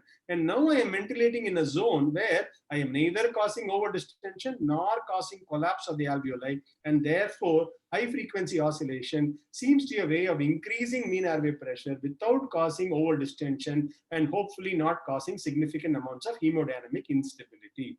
With that logic, there were two studies that evaluated high frequency oscillation in ARDS. The first study is a multi-center study, basically showed that there is no improvement in survival between patients who got HFOV and patients who got traditional ventilation. However, in the same issue of NEJM, there was a second paper that actually showed that HFOV killed more patients. They had to stop the study in between because HFOV worsened the mortality. Unfortunately, people started blaming HFOV. In our unit, we have used HFOV a long time ago, which we have stopped after other measures are available. But HFOV is not necessarily a bad strategy. How you apply becomes important. In this study, they gave a lot of pressure. They had to use a lot of sedation. Because of that, patient needed a lot of vasopressors. So they probably did a lot of things that would harm the patient. Therefore, it was not the HFOV alone that killed the patient. It was how the HFOV was managed that probably killed the patient. But however, because of the study, one study didn't show benefit, other study showed harm. So the enthusiasm in HFOV slowly weaned away, and HFOV as a strategy for ARDS in adults. In kids, in pediatrics, it's still a very good strategy. In adults, it seems to be a big failure, unfortunately, over a period of time, and HFOV has gone away from ARDS ventilation. So to improve the alveolar oxygen, I can put them on pressure control, put them on PEEP. I don't have HFOV, so that's the best I can do.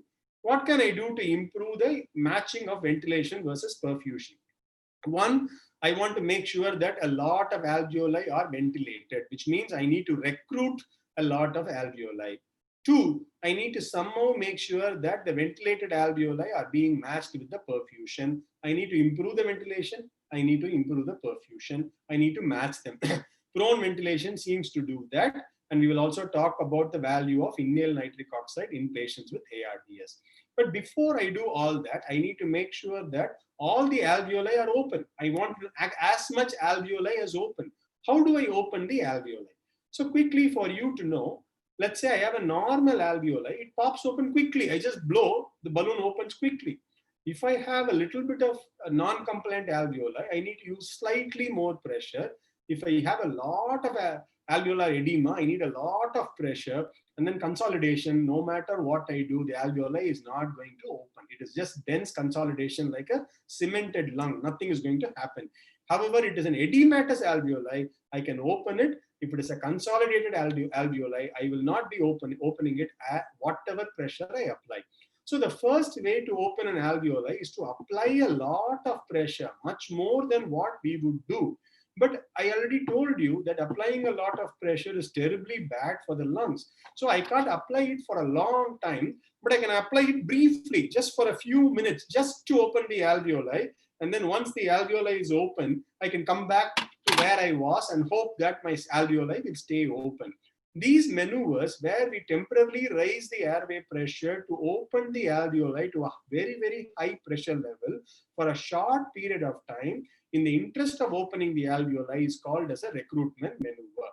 So in recruitment maneuver, I want to increase the alveoli pressure above the opening pressure of most of the alveoli, which means the pressure I need to apply in an ARDS lung would be at least 50, sometimes even 60. I have gone up to 60 to open the alveoli. 2, I need to give the pressure for a reasonable period of time. If I give it only for 1 second or 2 seconds, it may not open the alveoli. I need to give pressure and hold the pressure probably for a few minutes and allow the alveoli slowly to open. So I need to give an opening pressure for at least a certain period of time called the opening time. This would hopefully improve my oxygenation, hopefully improve my lung mechanics, improve my lung volume and my compliance, and reduce the atelectasis. However, if I do the recruit maneuver, there is always a risk that I can over-distend the alveoli, give too much pressure and over-distend the alveoli, or cause significant hemodynamic instability by causing either a pneumothorax or by increasing the intrathoracic pressure and decreasing my venous return. So I need to be extremely careful.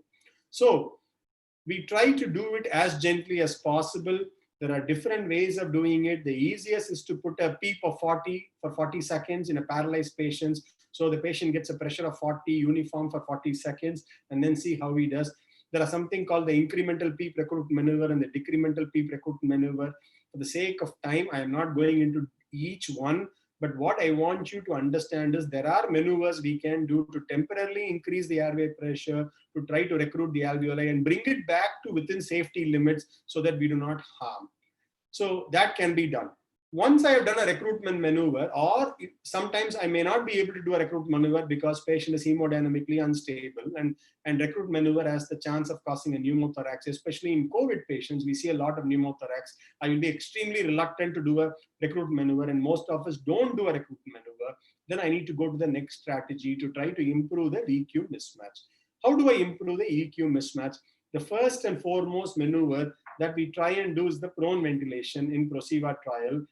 There are several trials before this. For the sake of time, I picked the definitive trial. This was a randomized trial on 450, 460 patients.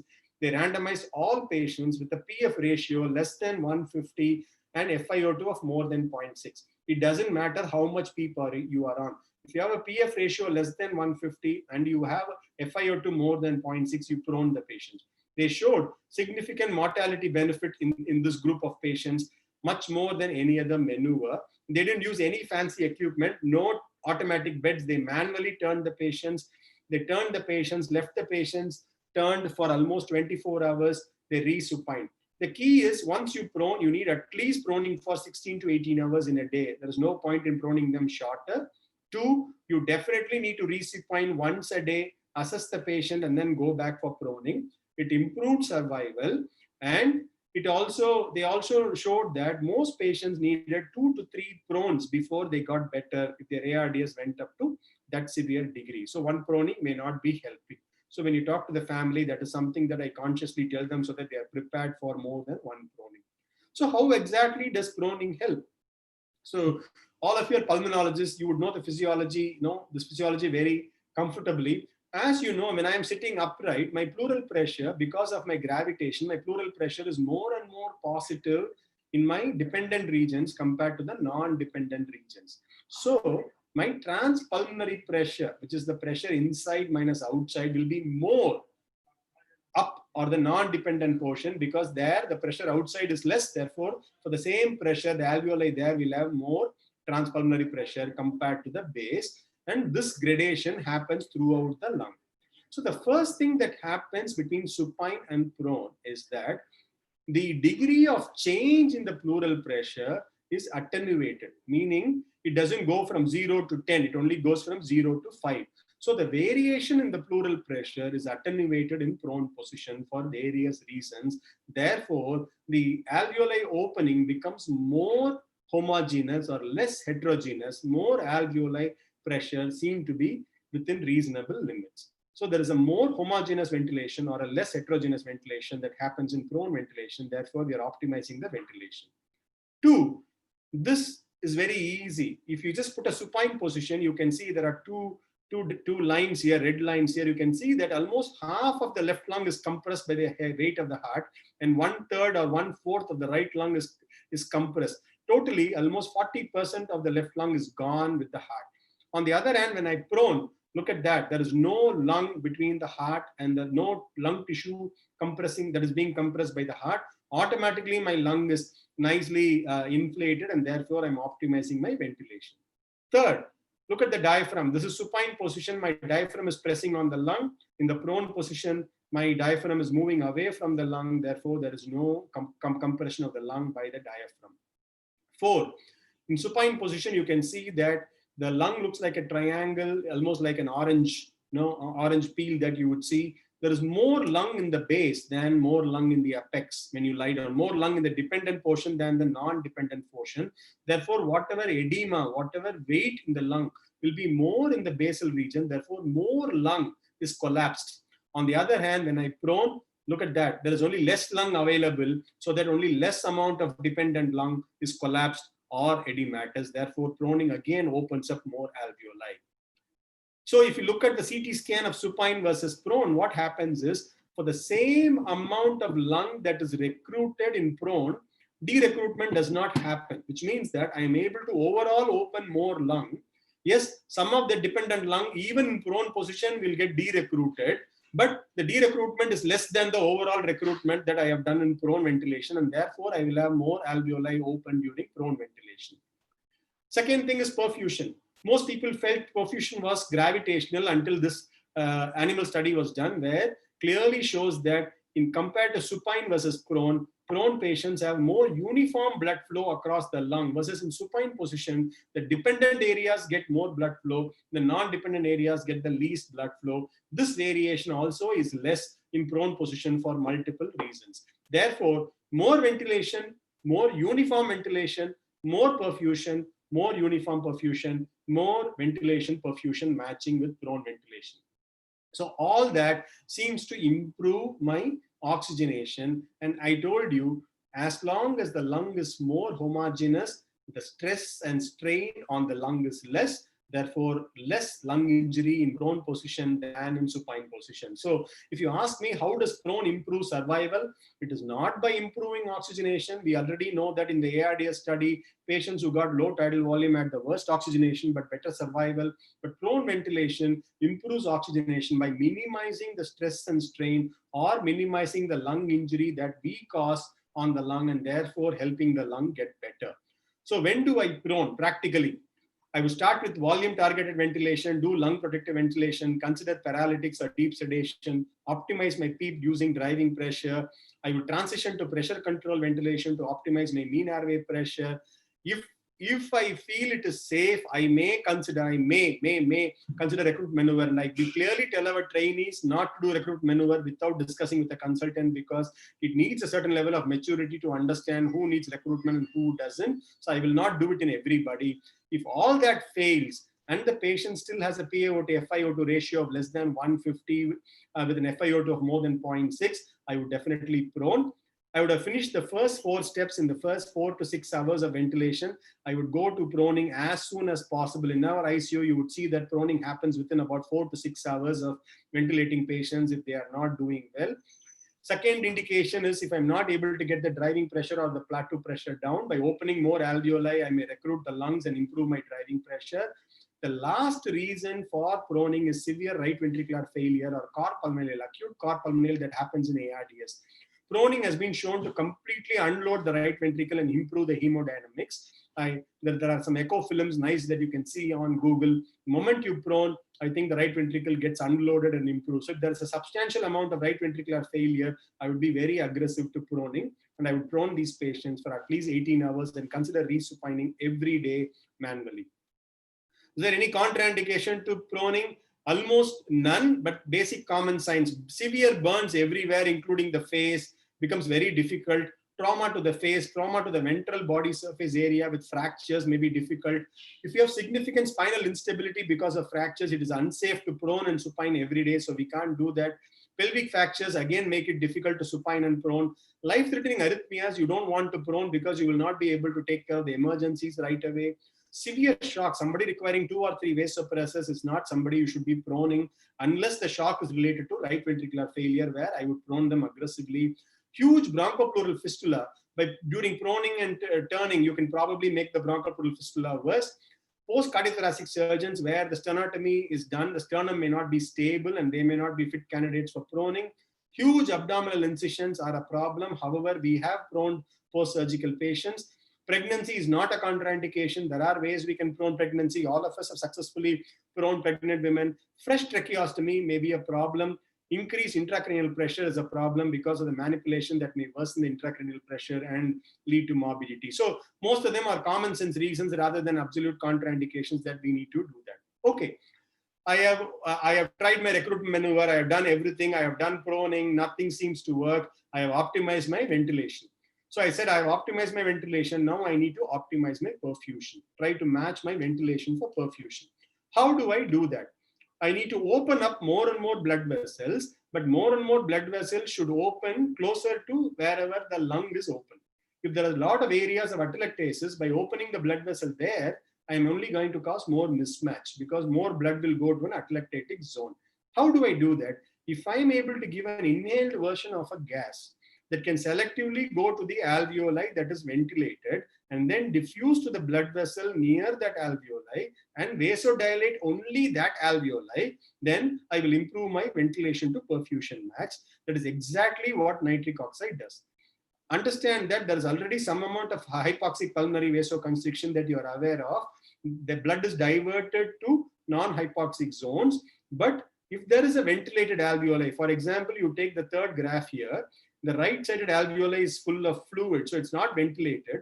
On the left side is very well ventilated. So the nitric oxide is going to go there, dilate the blood vessel more there. So more blood goes to the ventilated alveoli, therefore improving the VQ matching, therefore improving oxygenation. So I need to use this as a strategy to open the blood vessels. So if proning is a maneuver to recruit the alveoli, nitric oxide is a maneuver to recruit the blood vessels.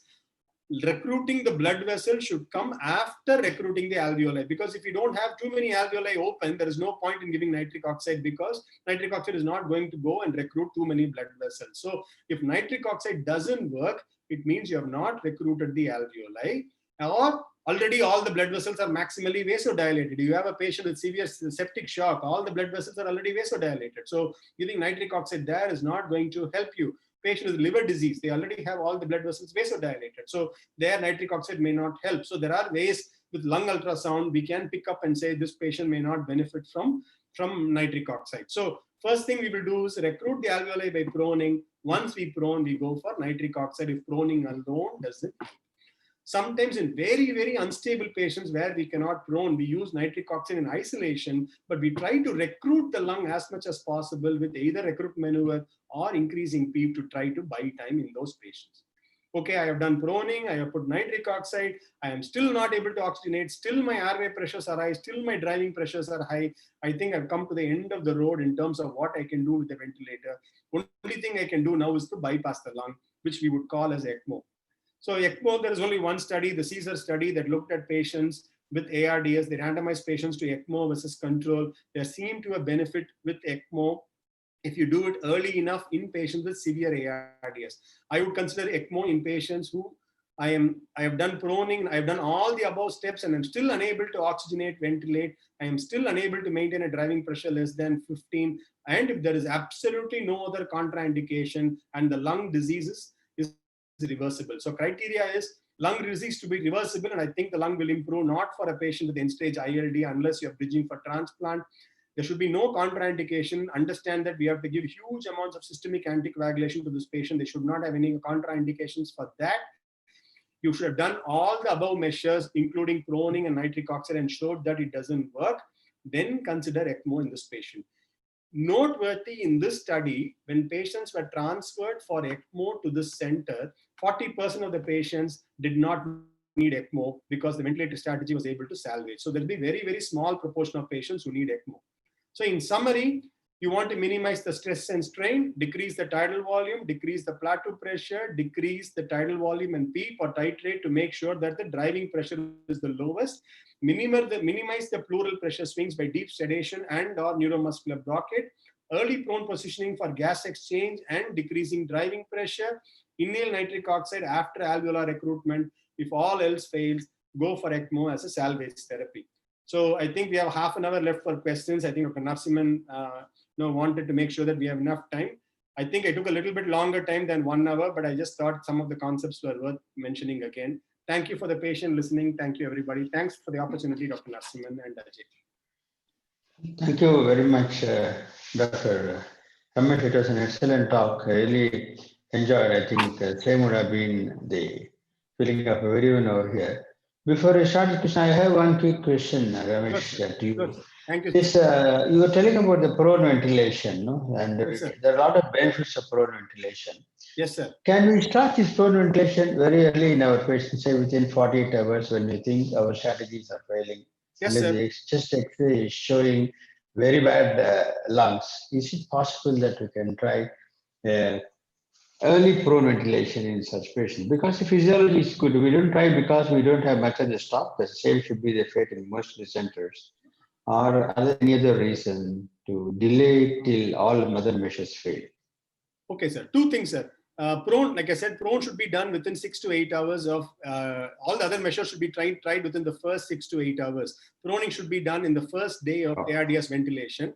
Unless the patient comes to us 12 days later, 14 days later, we don't have a choice. But I agree with you. It is a maneuver for early ventilation. It has to be done as soon as possible once the above checklist is done. And if you meet the criteria for refractory hypoxemia and inability to get the driving pressure, we try to do it within the first day, sir, 8 to 10 hours, sometimes 6 to 8 hours. We try to do proning as soon as possible, not the second day or third day as soon as possible. Sir, I agree with you. I think initially there is always a learning curve. I think now, I think we're doing so much proning that the nurses are comfortable proning and registrars are comfortable proning. It should become the default for any patient with refractory oxygenation, provided they don't have contraindications of severe shock. Yeah. Hi. Dr. Ajay, now that we are talking about proning, I thought I'll save my question for the last, but now that we're talking about proning, I was recently reading a paper about awake proning. Yes, sir. Who are awake, they're doing this, a paper from China saying awake proning is being done and patients with BiPAP, and how effective is it, or would you recommend it for our patients, or is there enough data for that, or not yet? So the logic is roughly the same. It improves your ventilation match, it keeps your lung open and all that stuff.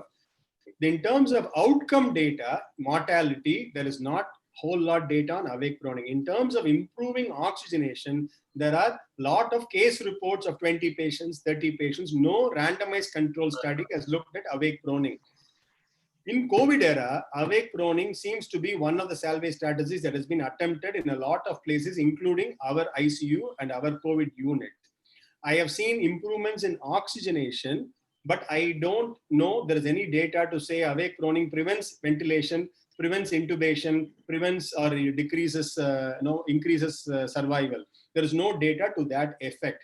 Having said that, we are doing our first randomized control study, collecting data on about 60 patients, 30 randomized to self-proning, 30 randomized not to self-proning, only to look at the feasibility, whether patient, in my talking to the patients, 1/3 of the patients right away refuse, saying I am unable to lie down prone because of medical problems. They have back pain, abdominal pain, something obese. They're not able to lie down. Other 2/3, some of them are compliant, some of them are non-compliant. In patients who are compliant, we do see an improvement in oxygenation, but we have started to evaluate it prospectively to see whether it is feasible, practical. Are there any downsides to awake proning that has not been looked at? For example, does the patient vomit more? Does he aspirate more? We don't have data for that. And then the relevant questions you asked, Dr. Ajay, whether I'm going to prevent an intubation or improve survival, there is no data. But there is data to say it may improve oxygenation. Okay. Thank you for that reply. It was very clear. There are a lot of questions actually. I think it has roused the interest of so many people. So, first question is conventional teaching for ARDS is early intermittent mandatory ventilation, but COVID ARDS behaves differently with intensivists differing IMV until deterioration. Why is this? Sir, first of all, IMV is not the default mode of ARDS ventilation anywhere in the world. There was a biggest survey that looked at patients ventilated with ARDS showed that volume control mode, not intermittent mandatory, regular volume control mode, not the pressure control, regular volume targeted mode of ventilation is the default mode. We have never used IMV in our ICU for ARDS, and I don't think any ICU uses. Most of the world uses volume control mode. So all of us use volume control mode as the default mode. Switch over to the pressure control for the sake of increasing mean airway pressure, if that is the need for the hour based on the algorithm that I had already elucidated. Okay. I don't know whether there's a question or a statement. COVID ARDS is mostly affecting alveoli and less affecting the endothelial wall. So many organ failures occurs less in COVID as compared to typical ARDS cases. I really don't understand that. So exactly. I have a Ramesh. Can I ask you a question? I think something similar to that. See, the ARDS that we see in COVID is slightly different from the ARDS that we generally see in other sepsis related ARDS. That's what I personally feel. And that's the reason why many people, they continue to maintain a fairly good oxygenation despite the lung changes, very bad changes. Because there is a great clinical radiological dissociation in COVID patients with regards to hypoxia. Probably one of the reasons why many centers, they hesitate to go ahead and ventilate actually. So in such patients, should there be a difference in strategy in COVID ARDS and the sepsis ARDS? Because the ARDS, which occurs after 10 days, by that time the sepsis, nothing should have set in, and the ARDS strategy will be different. But in a patient in whom that is very logically that is worse shadows are there, shadows appear quite prominent, and patient is relatively comfortable on NIV with 80 or 75. In such patient, an early intubation and mechanical ventilation is safe. Or should we wait for a longer period on NIV without intubating this? But that appears to be the strategy of most of the centers across the country. I just want your thoughts on that, Ramesh. Yes, I'm going to take this question. Has also been asked on YouTube about the differences in pathophysiology between COVID and non-COVID ARDS. Sure. I think same question. Yeah. I think there are a lot of questions with the same things, almost similar things. So I think your answer will benefit all of them. Okay, so I'm going to take this question as two parts, sir. First is the timing of intubation, which Dr. Narasimhan raised. It's an appropriate question. The second part is, should I ventilate the COVID ARDS different than non-COVID, considering the pathophysiology may be different? Those are the two questions I'm going to answer one at a time. The first question is timing of intubation. So this is becoming a common debate that all of us keep discussing among intensivists also. So two things are, like you said, there is happy hypoxemia. Patients are comfortable, they are hypoxic, they are spontaneously breathing. So the biggest worry about spontaneous breath is that when you have spontaneous breath and you take deep breaths that are intermittent and irregular, the pleural pressure swings are huge. There is a school of thought. For example, Dr. Gattinoni will feel that he calls it silly. Spontaneous ventilation induced lung injury. He calls that the huge pleural swings cause changes in the alveolar pressure and therefore cause furthering of the lung injury that happens even in spontaneously breathing patients. So if there are huge pleural swings, how do I know there are pleural swings huge? You just watch the patient on NIV, you will see that the negative deflection in the pressure wave goes down, goes down, goes. Suddenly there is a huge breath and the next breath is again same. Then there is a huge breath. If you have that kind of a pattern, my inclination in that patient, if somebody is on 60 to 70% oxygen, is to intubate them early. Again, there is no, if you ask me for randomized control studies, I do not have. I'm going to argue the rationale for both strategies, waiting and watch strategy and early intubation strategy. So if you do that early, you minimize further lung injury and therefore further fibrosis. Is there any evidence to show that? The answer is no. But Dr. Gattinoni strongly believes that this is seen in COVID very, very commonly, and this spontaneous induced lung injury is a significant factor that leads to fibrosis. And if you can stop the spontaneous induced lung injury by early intubation and controlling the pleural pressure swings, you minimize the further fibrosis. That is the Gattinoni school of thought.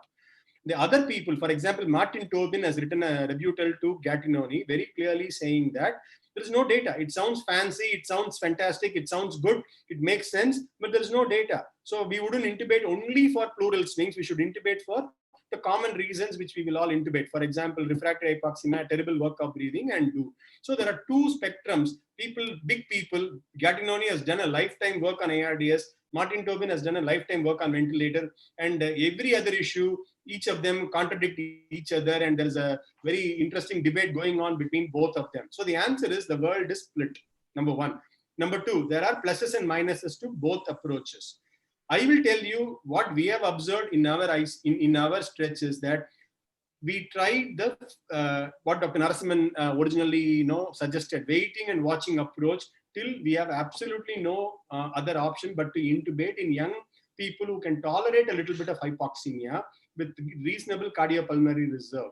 When we did that, a lot of patients, in fact, finished their isolation in the COVID ICU, came to MDCCU, they get intubated after that, day 15, day 20, day 22. Then the lung is completely gone and fibrous. Then they don't do well at all because they get secondary infections, difficult weaning, they get into trouble. In the last 1 month, we have gone to a strategy of trying maybe, I don't want to say early intubation, I want to say optimal timing of ventilation. When I say timely intubation, what do I mean by timely intubation is, so there are, I will classify patients as 3 groups. A group of patients who are stable, requiring 5 liters of oxygen, breathing fine, saturations are okay, nothing to do. None of us are going to intubate that patient, so that group goes away. Then you have the worst category. Coming huffing and puffing, respiratory rate is 50, saturation is 60, diaphoretic, lung looks terrible. Nobody will say we will wait and watch that patient, we will intubate. So the debate is only in the middle group which is neither looking like that nor looking like that. What we have felt, what we have seen right now in the last month universally across our centers is that, let's say those patients, we try the appropriate therapies, dexamethasone, remdesivir, spontaneous supining or awake proning, whatever you want to call it, we try all that. If the patient is not getting better in about 2 to 3 days with those interventions, we see that those patients do not get better at 7th day, 10th day, 15th day, or 20th day. Those are the patients who have a high likelihood of getting intubated on the 10th day or the 12th day. And those are the patients where the initial spontaneous ventilation also seems to aggravate the later lung fibrosis. When we intubate those patients early, we have been able to extubate quite a few. We have been able to do tracheostomy and wean quite a few. And our outcomes of ventilated patients has improved by taking a strategy of wakeful watching for about 48 hours to 72 hours in this patient with appropriate therapy. And if they are not improving, intubate them. The cutoff I would use is an FiO2 of around 70% or higher on NIV. I would probably intubate. The problem with HFNC is sometimes it gives you the false sense of security, unlike the NIV. In HFNC, there is something called the ROX index that we can follow objectively. And when the ROX index falls below 5, we seriously think of intubating. ROX index is nothing but saturation divided by FiO2 divided by the respiratory rate. So the respiratory rate is 40 and the saturation is 80. You clearly know that that patient is not going to do a whole lot, and maybe we should go towards early intubation. So I'm going to answer the first part of the question is, there is a controversy between people who want to intubate very early, like Dr. Gattinoni. There are people who think that is a bogus, like Dr. Tobin. In our experience, we have tried the conservative path and we have burnt our fingers by having too many fibrosis. Those are the patients who have delayed pneumothorax also, because once the fibrosis sets, we get into trouble. And in the last 1 month, we have tried to go to this slightly earlier, rather than intubating on day 8 or day 10, intubate them on day 4 or day 5, and we are not improving with the first 2 to 3 days of dexamethasone and remdesivir. Our outcomes seem to be better, and I would like to think that that is because of probably minimizing the spontaneous ventilation induced lung injury and fibrosis. Again, I don't have a definitive answer. We can disagree, but I'm just giving you a broad spectrum of views so that you can choose the strategy that you want to do. So that is the first response to the first question. Second question, once I intubate the patient, should I manage ARDS ventilation differently than non-ARDS ventilation? Again, here, Gattinoni is the one who basically described the two spectrums of COVID ARDS, saying the H and L. L is low elastance, which means that it's very good compliance. Elastance is opposite to compliance. Very good compliant lung. You will see this one, H1N1. All viral pneumonias, you'll see a classic triad of very compliant lung. Unlike, like Dr. Narasimhan said, septic shock, pneumonia, ARDS would be different. But if you have a viral pneumonia, usually the compliance is very, very good. Secretions are extremely minimal. There's a disproportionate amount of hypoxemia. Yeah, normally you will see that the driving pressure they need is only 5, but the PEEP they will need is 14. So it's like your lung is very compliant, but you also need a PEEP to prevent them from closing. So that happens. So Gattinoni has described this phenotype as the L phenotype, which is low elastance or high compliance phenotype. The exact opposite of that is the H, which is what the septic shock ARDS would normally fit into, where the lung compliance is terrible. You need a lot of PEEP, lot of oxygenation. So if you think about the L phenotype, the airway pressures, the driving pressure will not be a problem. What will be a problem is significant amounts of hypoxemia disproportionate to the lung compliance. Those patients, nitric oxide, early proning. Definitely, I would do that. In patients who have worse compliance, I would probably optimize my PEEP, try to keep their driving pressures as low as possible, and then consider proning in those patients. In the patients who have got very good compliance, high PEEP will probably damage your lungs, and you probably need a moderate amounts of PEEP rather than low PEEP. So Gattinoni has described these two phenotypes as L and H, and therefore the strategies, if you think of it from a compliant lung and a non-compliant lung, then you will say that I should minimize PEEP, minimize tidal volume in the compliant lung so that I don't cause more injury. In the stiff lung, I probably can use a little bit higher tidal volume, little bit higher PEEP without worrying to cause stress and strain in that lung. So that was the categorical differentiation Dr. Gattinoni has made. What we have seen in ARDS is you get all spectrum. You get a patient with very good lung compliance, you get a patient with very bad lung compliance, depending on where in the disease process they are. And I think rather than saying I'm going to use this strategy or that strategy, I think we should use a strategy fit for that patient, looking at that patient's mechanics. And for that, I will come back again to driving pressure and my plateau pressure and try to keep it within acceptable limits and get gas exchange. In a patient with good compliance, I can easily achieve the driving pressure and plateau pressure. For oxygenation, I may have to prone him and do nitric oxide earlier. In the patient who's got a bad lung, I may have to use a higher driving pressure, higher volume, and still consider proning at a later stage. So I would do a physiology-based titration of my ventilator setting rather than absolute types. But these two types have been again reported by Dr. Gattinoni. So I'm just giving you the overview of what the literature says and what we have been doing in our ICU. Thank you, sir. Before we go on to the next question, you were saying like over the past 1 or 2 months, your strategy has also changed with regard to mechanical ventilation, and the earlier patients were, even though they finished their isolation, then they came back to the ICU and then developed some kind of fibrosis, if I'm right, sir. Could it be attributed to the tocilizumab that was widely in use in the start of the pandemic? We were using a lot of tocilizumab. Tocilizumab independently has been shown to cause pulmonary fibrosis in patients with rheumatoid arthritis when they've been used for other indications, apart from the fact that it increases the patient's susceptibility to secondary infections. If I'm right. That's a very, very good question and a very, very valid point, Dr. Ajay. I think tocilizumab was more of a hype and more of a eagerness to do something to help patients with no strong evidence behind it. And when we used tocilizumab in the first 1 month, we noticed two things. One, I don't know. One of my friends was affected with COVID, and he had developed a lot of pneumatoceles, if I'm right. Absolutely. So one, tocilizumab could have been the reason. Two, what we saw, definitely I can tell you related to tocilizumab, is a lot of very, very severe pneumonias with bacteremia in the 3rd week. You will get them better, do a tracheostomy, but they all crash because of bacteremia and cavitating pneumonia. We saw a lot of cavitating gram-negative pneumonias with bacteremia in patients who got tocilizumab. And as an institution, both infectious disease, pulmonologists, ID, internists, and all of us decided to not use tocilizumab.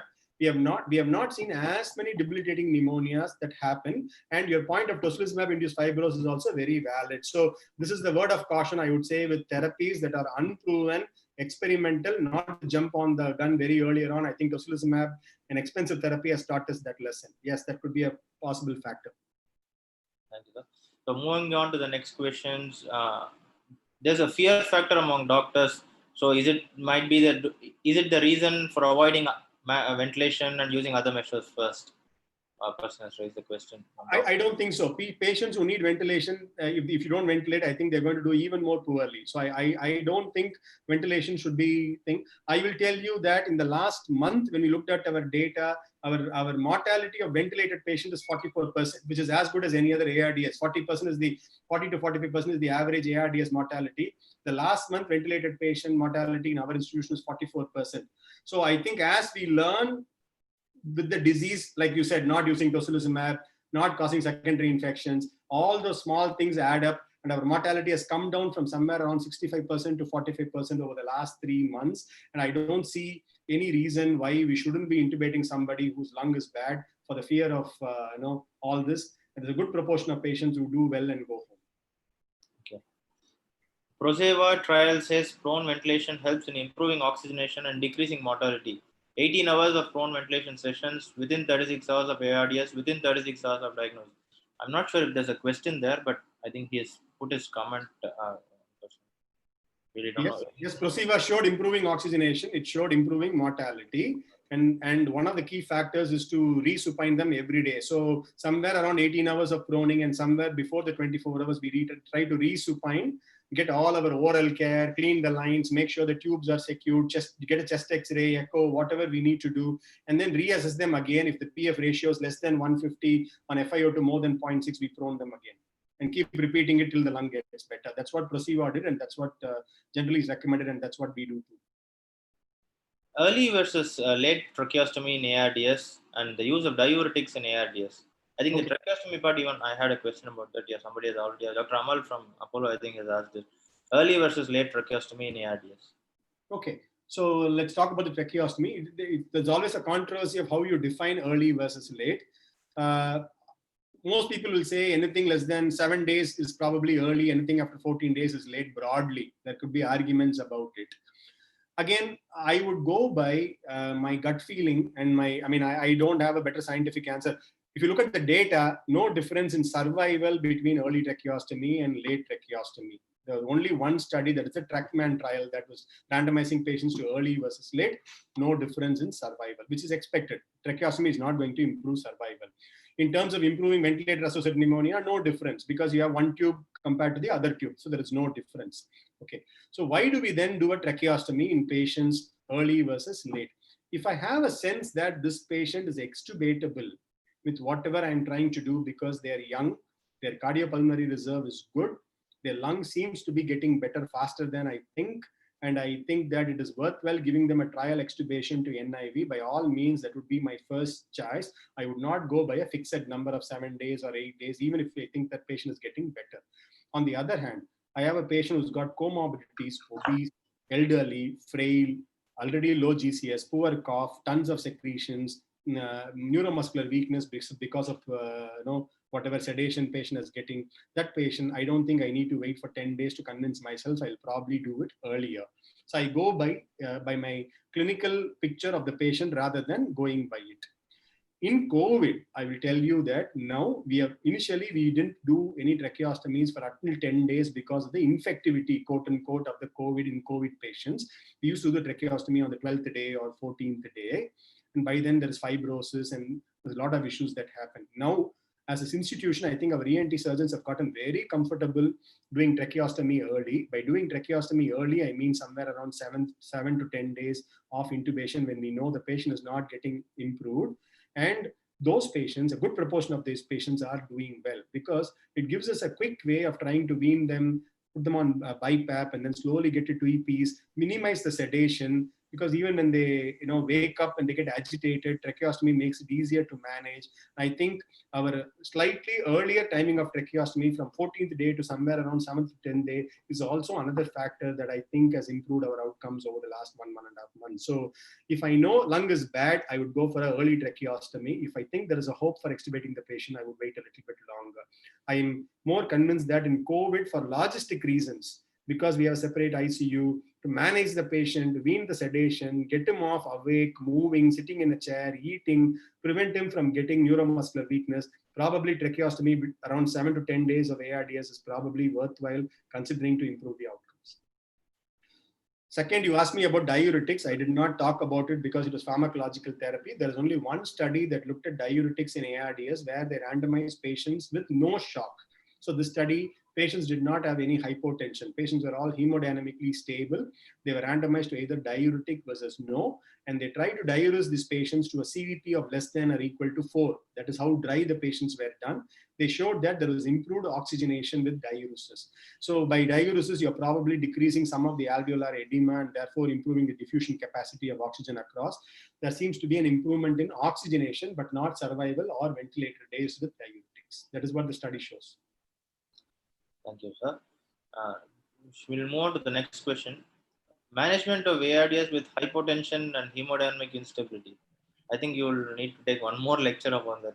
Management of ARDS with hypotension and hemodynamic instability. Yeah, so the hemodynamic assessment in ARDS is complex. I'll just summarize. Like you said, it's a separate lecture. If time permits some other day and the series advances that far, we will do it. To give you basics, there are a lot of things that can go wrong in ARDS. One patient can be hypovolemic, so we need to make sure the preload is okay.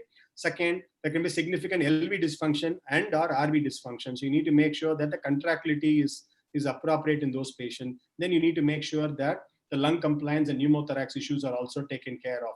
So how to assess for preload, how to assess for contractility, how do you optimize all this and keep the lung dry at the same time for oxygenation becomes a very tricky balance. So it is a complex assessment we have to do every day to decide whether I'm going to diurese today or I'm going to give fluid today or I'm going to add a inotrop today. So that has to be done, maybe once at least every day or maybe several times a day in a hemodynamically unstable patient. I leave it at that for now for the sake of time, but that's how we decide on the hemodynamic support. Cardiovascular complications of ARDS ventilation. Cardiovascular complications of ARDS ventilation, the first and foremost is acute carpulmonary. 1/3 of patients go into acute right ventricular dysfunction and cardiogenic shock from right ventricular failure in ARDS. Studies have shown that again and again and again. The reasons why patients with the predictors of right ventricular dysfunction would be one, PaCO2 more than 50, PaO2 less than, hypoxemia, hypercapnia, both cause pulmonary hypertension and therefore cause right ventricular dysfunction. Increased driving pressure, driving pressure more than 18 or 20 has been associated with severe acute carpulmonary. So keep the driving pressures low, avoid profound hypoxemia. In patients with pre-existing pulmonary hypertension, I will not allow too much hypercapnia. Maybe mild hypercapnia is acceptable. If somebody has severe RV failure, do not try to maintain hypercapnia, try to maintain eucapnia. So that would be the strategies I would do for right ventricular dysfunction. Patients can have a coronary event and therefore left ventricular dysfunction. Third, the sepsis or whatever the cytokine process, inflammatory process that is happening can cause a LV dysfunction globally, not regional, global LV dysfunction, therefore needing inotropic support to improve the LV dysfunction that can happen. Last, fluid overload in patients where too much resuscitation was done, or even when the resuscitation was appropriate, understand that these capillaries are leaky, therefore extravascular lung water becomes very, very high, and therefore pulmonary edema worsening the oxygenation can happen in patients with ARDS. I think we'll just have one more question. I have one question from my side. Sure. We see a lot of surgical emphysema or subcutaneous emphysema in this, especially in this COVID patients in ARDS, if I'm right. Would you recommend putting in a chest tube for these patients, or would you recommend wait and watch strategy? Because as a cardiothoracic surgeon, I feel a surgical emphysema develops only when there's a pleural breach. Maybe not on this side causing a pneumothorax, but it's on the mediastinal side tracking and his face becomes disfigured and all that.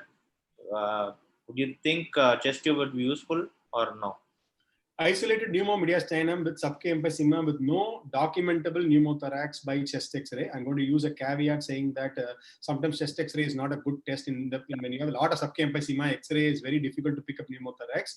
But let's assume that there is no obvious pneumothorax on chest X-ray or CT. There's only pneumomediastinum and subq air. The current recommendation is to hold off on chest tubes, decrease the airway pressures as low as possible, and wait. If there is a pneumothorax, no questions asked, you just go ahead and put a chest tube.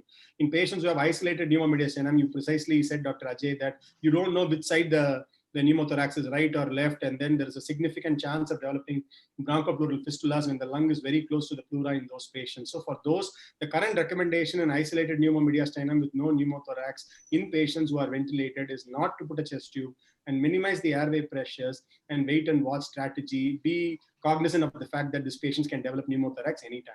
If there is a pneumothorax, yes, definitely chest tube. Okay.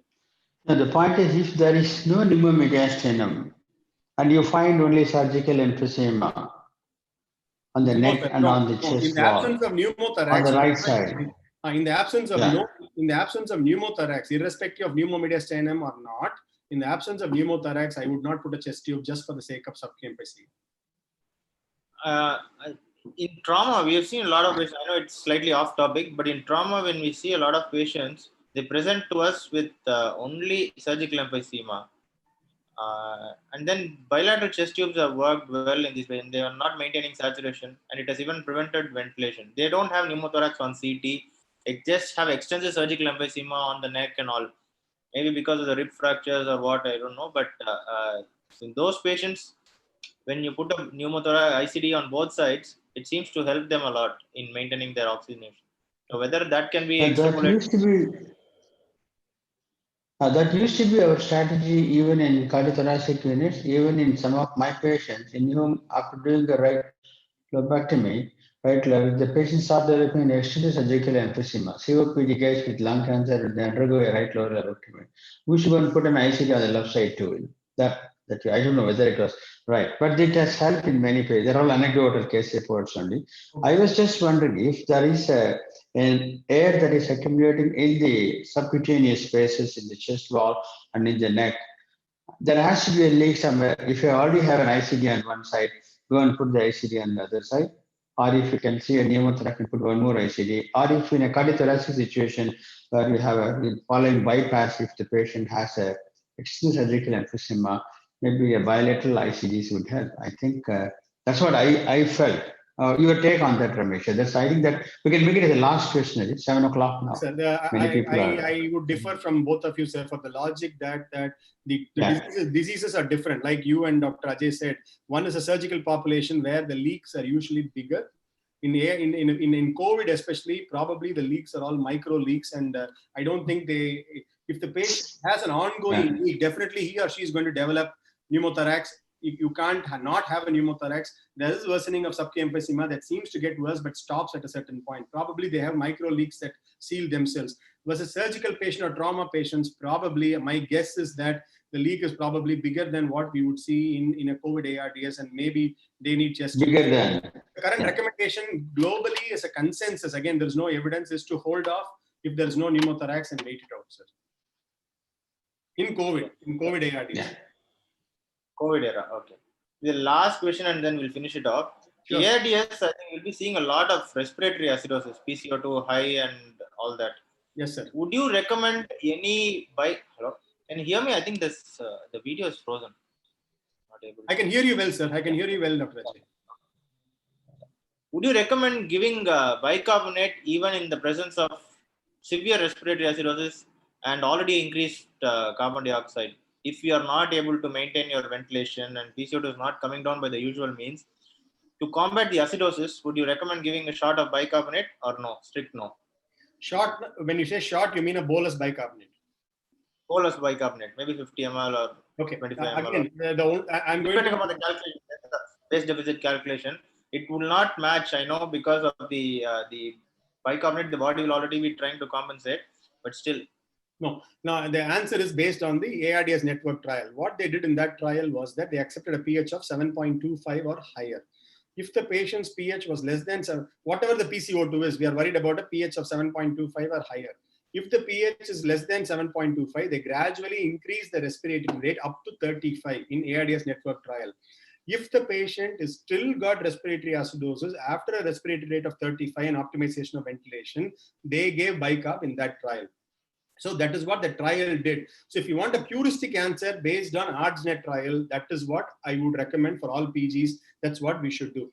In real life, I do not treat any acidosis that is not hemodynamically significant. If it's only a respiratory acidosis, 7.2, patient is otherwise hemodynamically not bothered by it.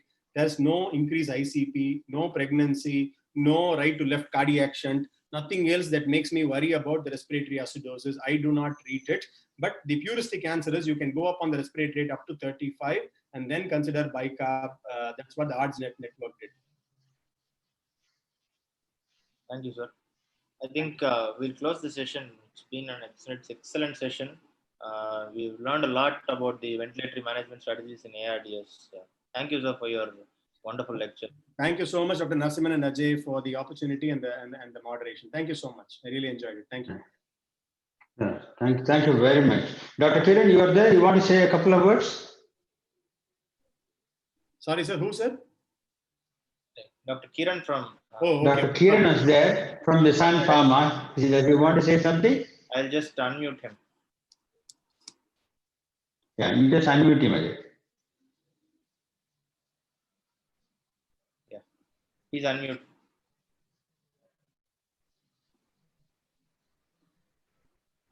We can't hear you, Kiran.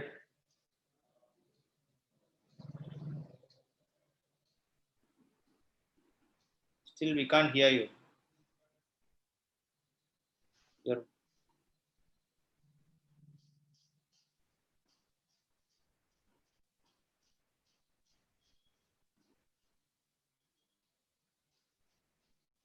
We can't hear you at all, Dr. Kiran. Nothing. We can't hear anything. Anyway, thank you very much, Dr. Ramesh. And thanks for all the participants because this is one of the important lectures that we had and the attendance was extremely good. Thanks to you all and thanks Amal and thanks my whole team for having participated and made this program a great success. And also a big thanks to Sun Radiant and the local team and also Dr. Kiran, Preetham and all my friends in Sun Radiant. Thank you all. We will close the meeting. I think bye to all of you. You can close in the meeting. One of the PGs asked if I can share my slide. I'm very happy sharing my slide with any PGs. If one of them can coordinate and email me, I'm happy to send my slides for their reference. Thank you. Sure. Thank you, sir. Ajay, you can take the slides from Ramesh and then you can put it on our website, you know, as an academic part. Huh? Okay. Thank you, sir. Thank you. Thank you, Dr. This Thank video has been bye-bye. streamed live on YouTube. This video has been streamed live on YouTube. It will be available for them as future reference. So I'll be sending you the link. Thank you. Yeah. Thank you. Thank you. I'll send you the link. Right. Thank you. Right. Okay.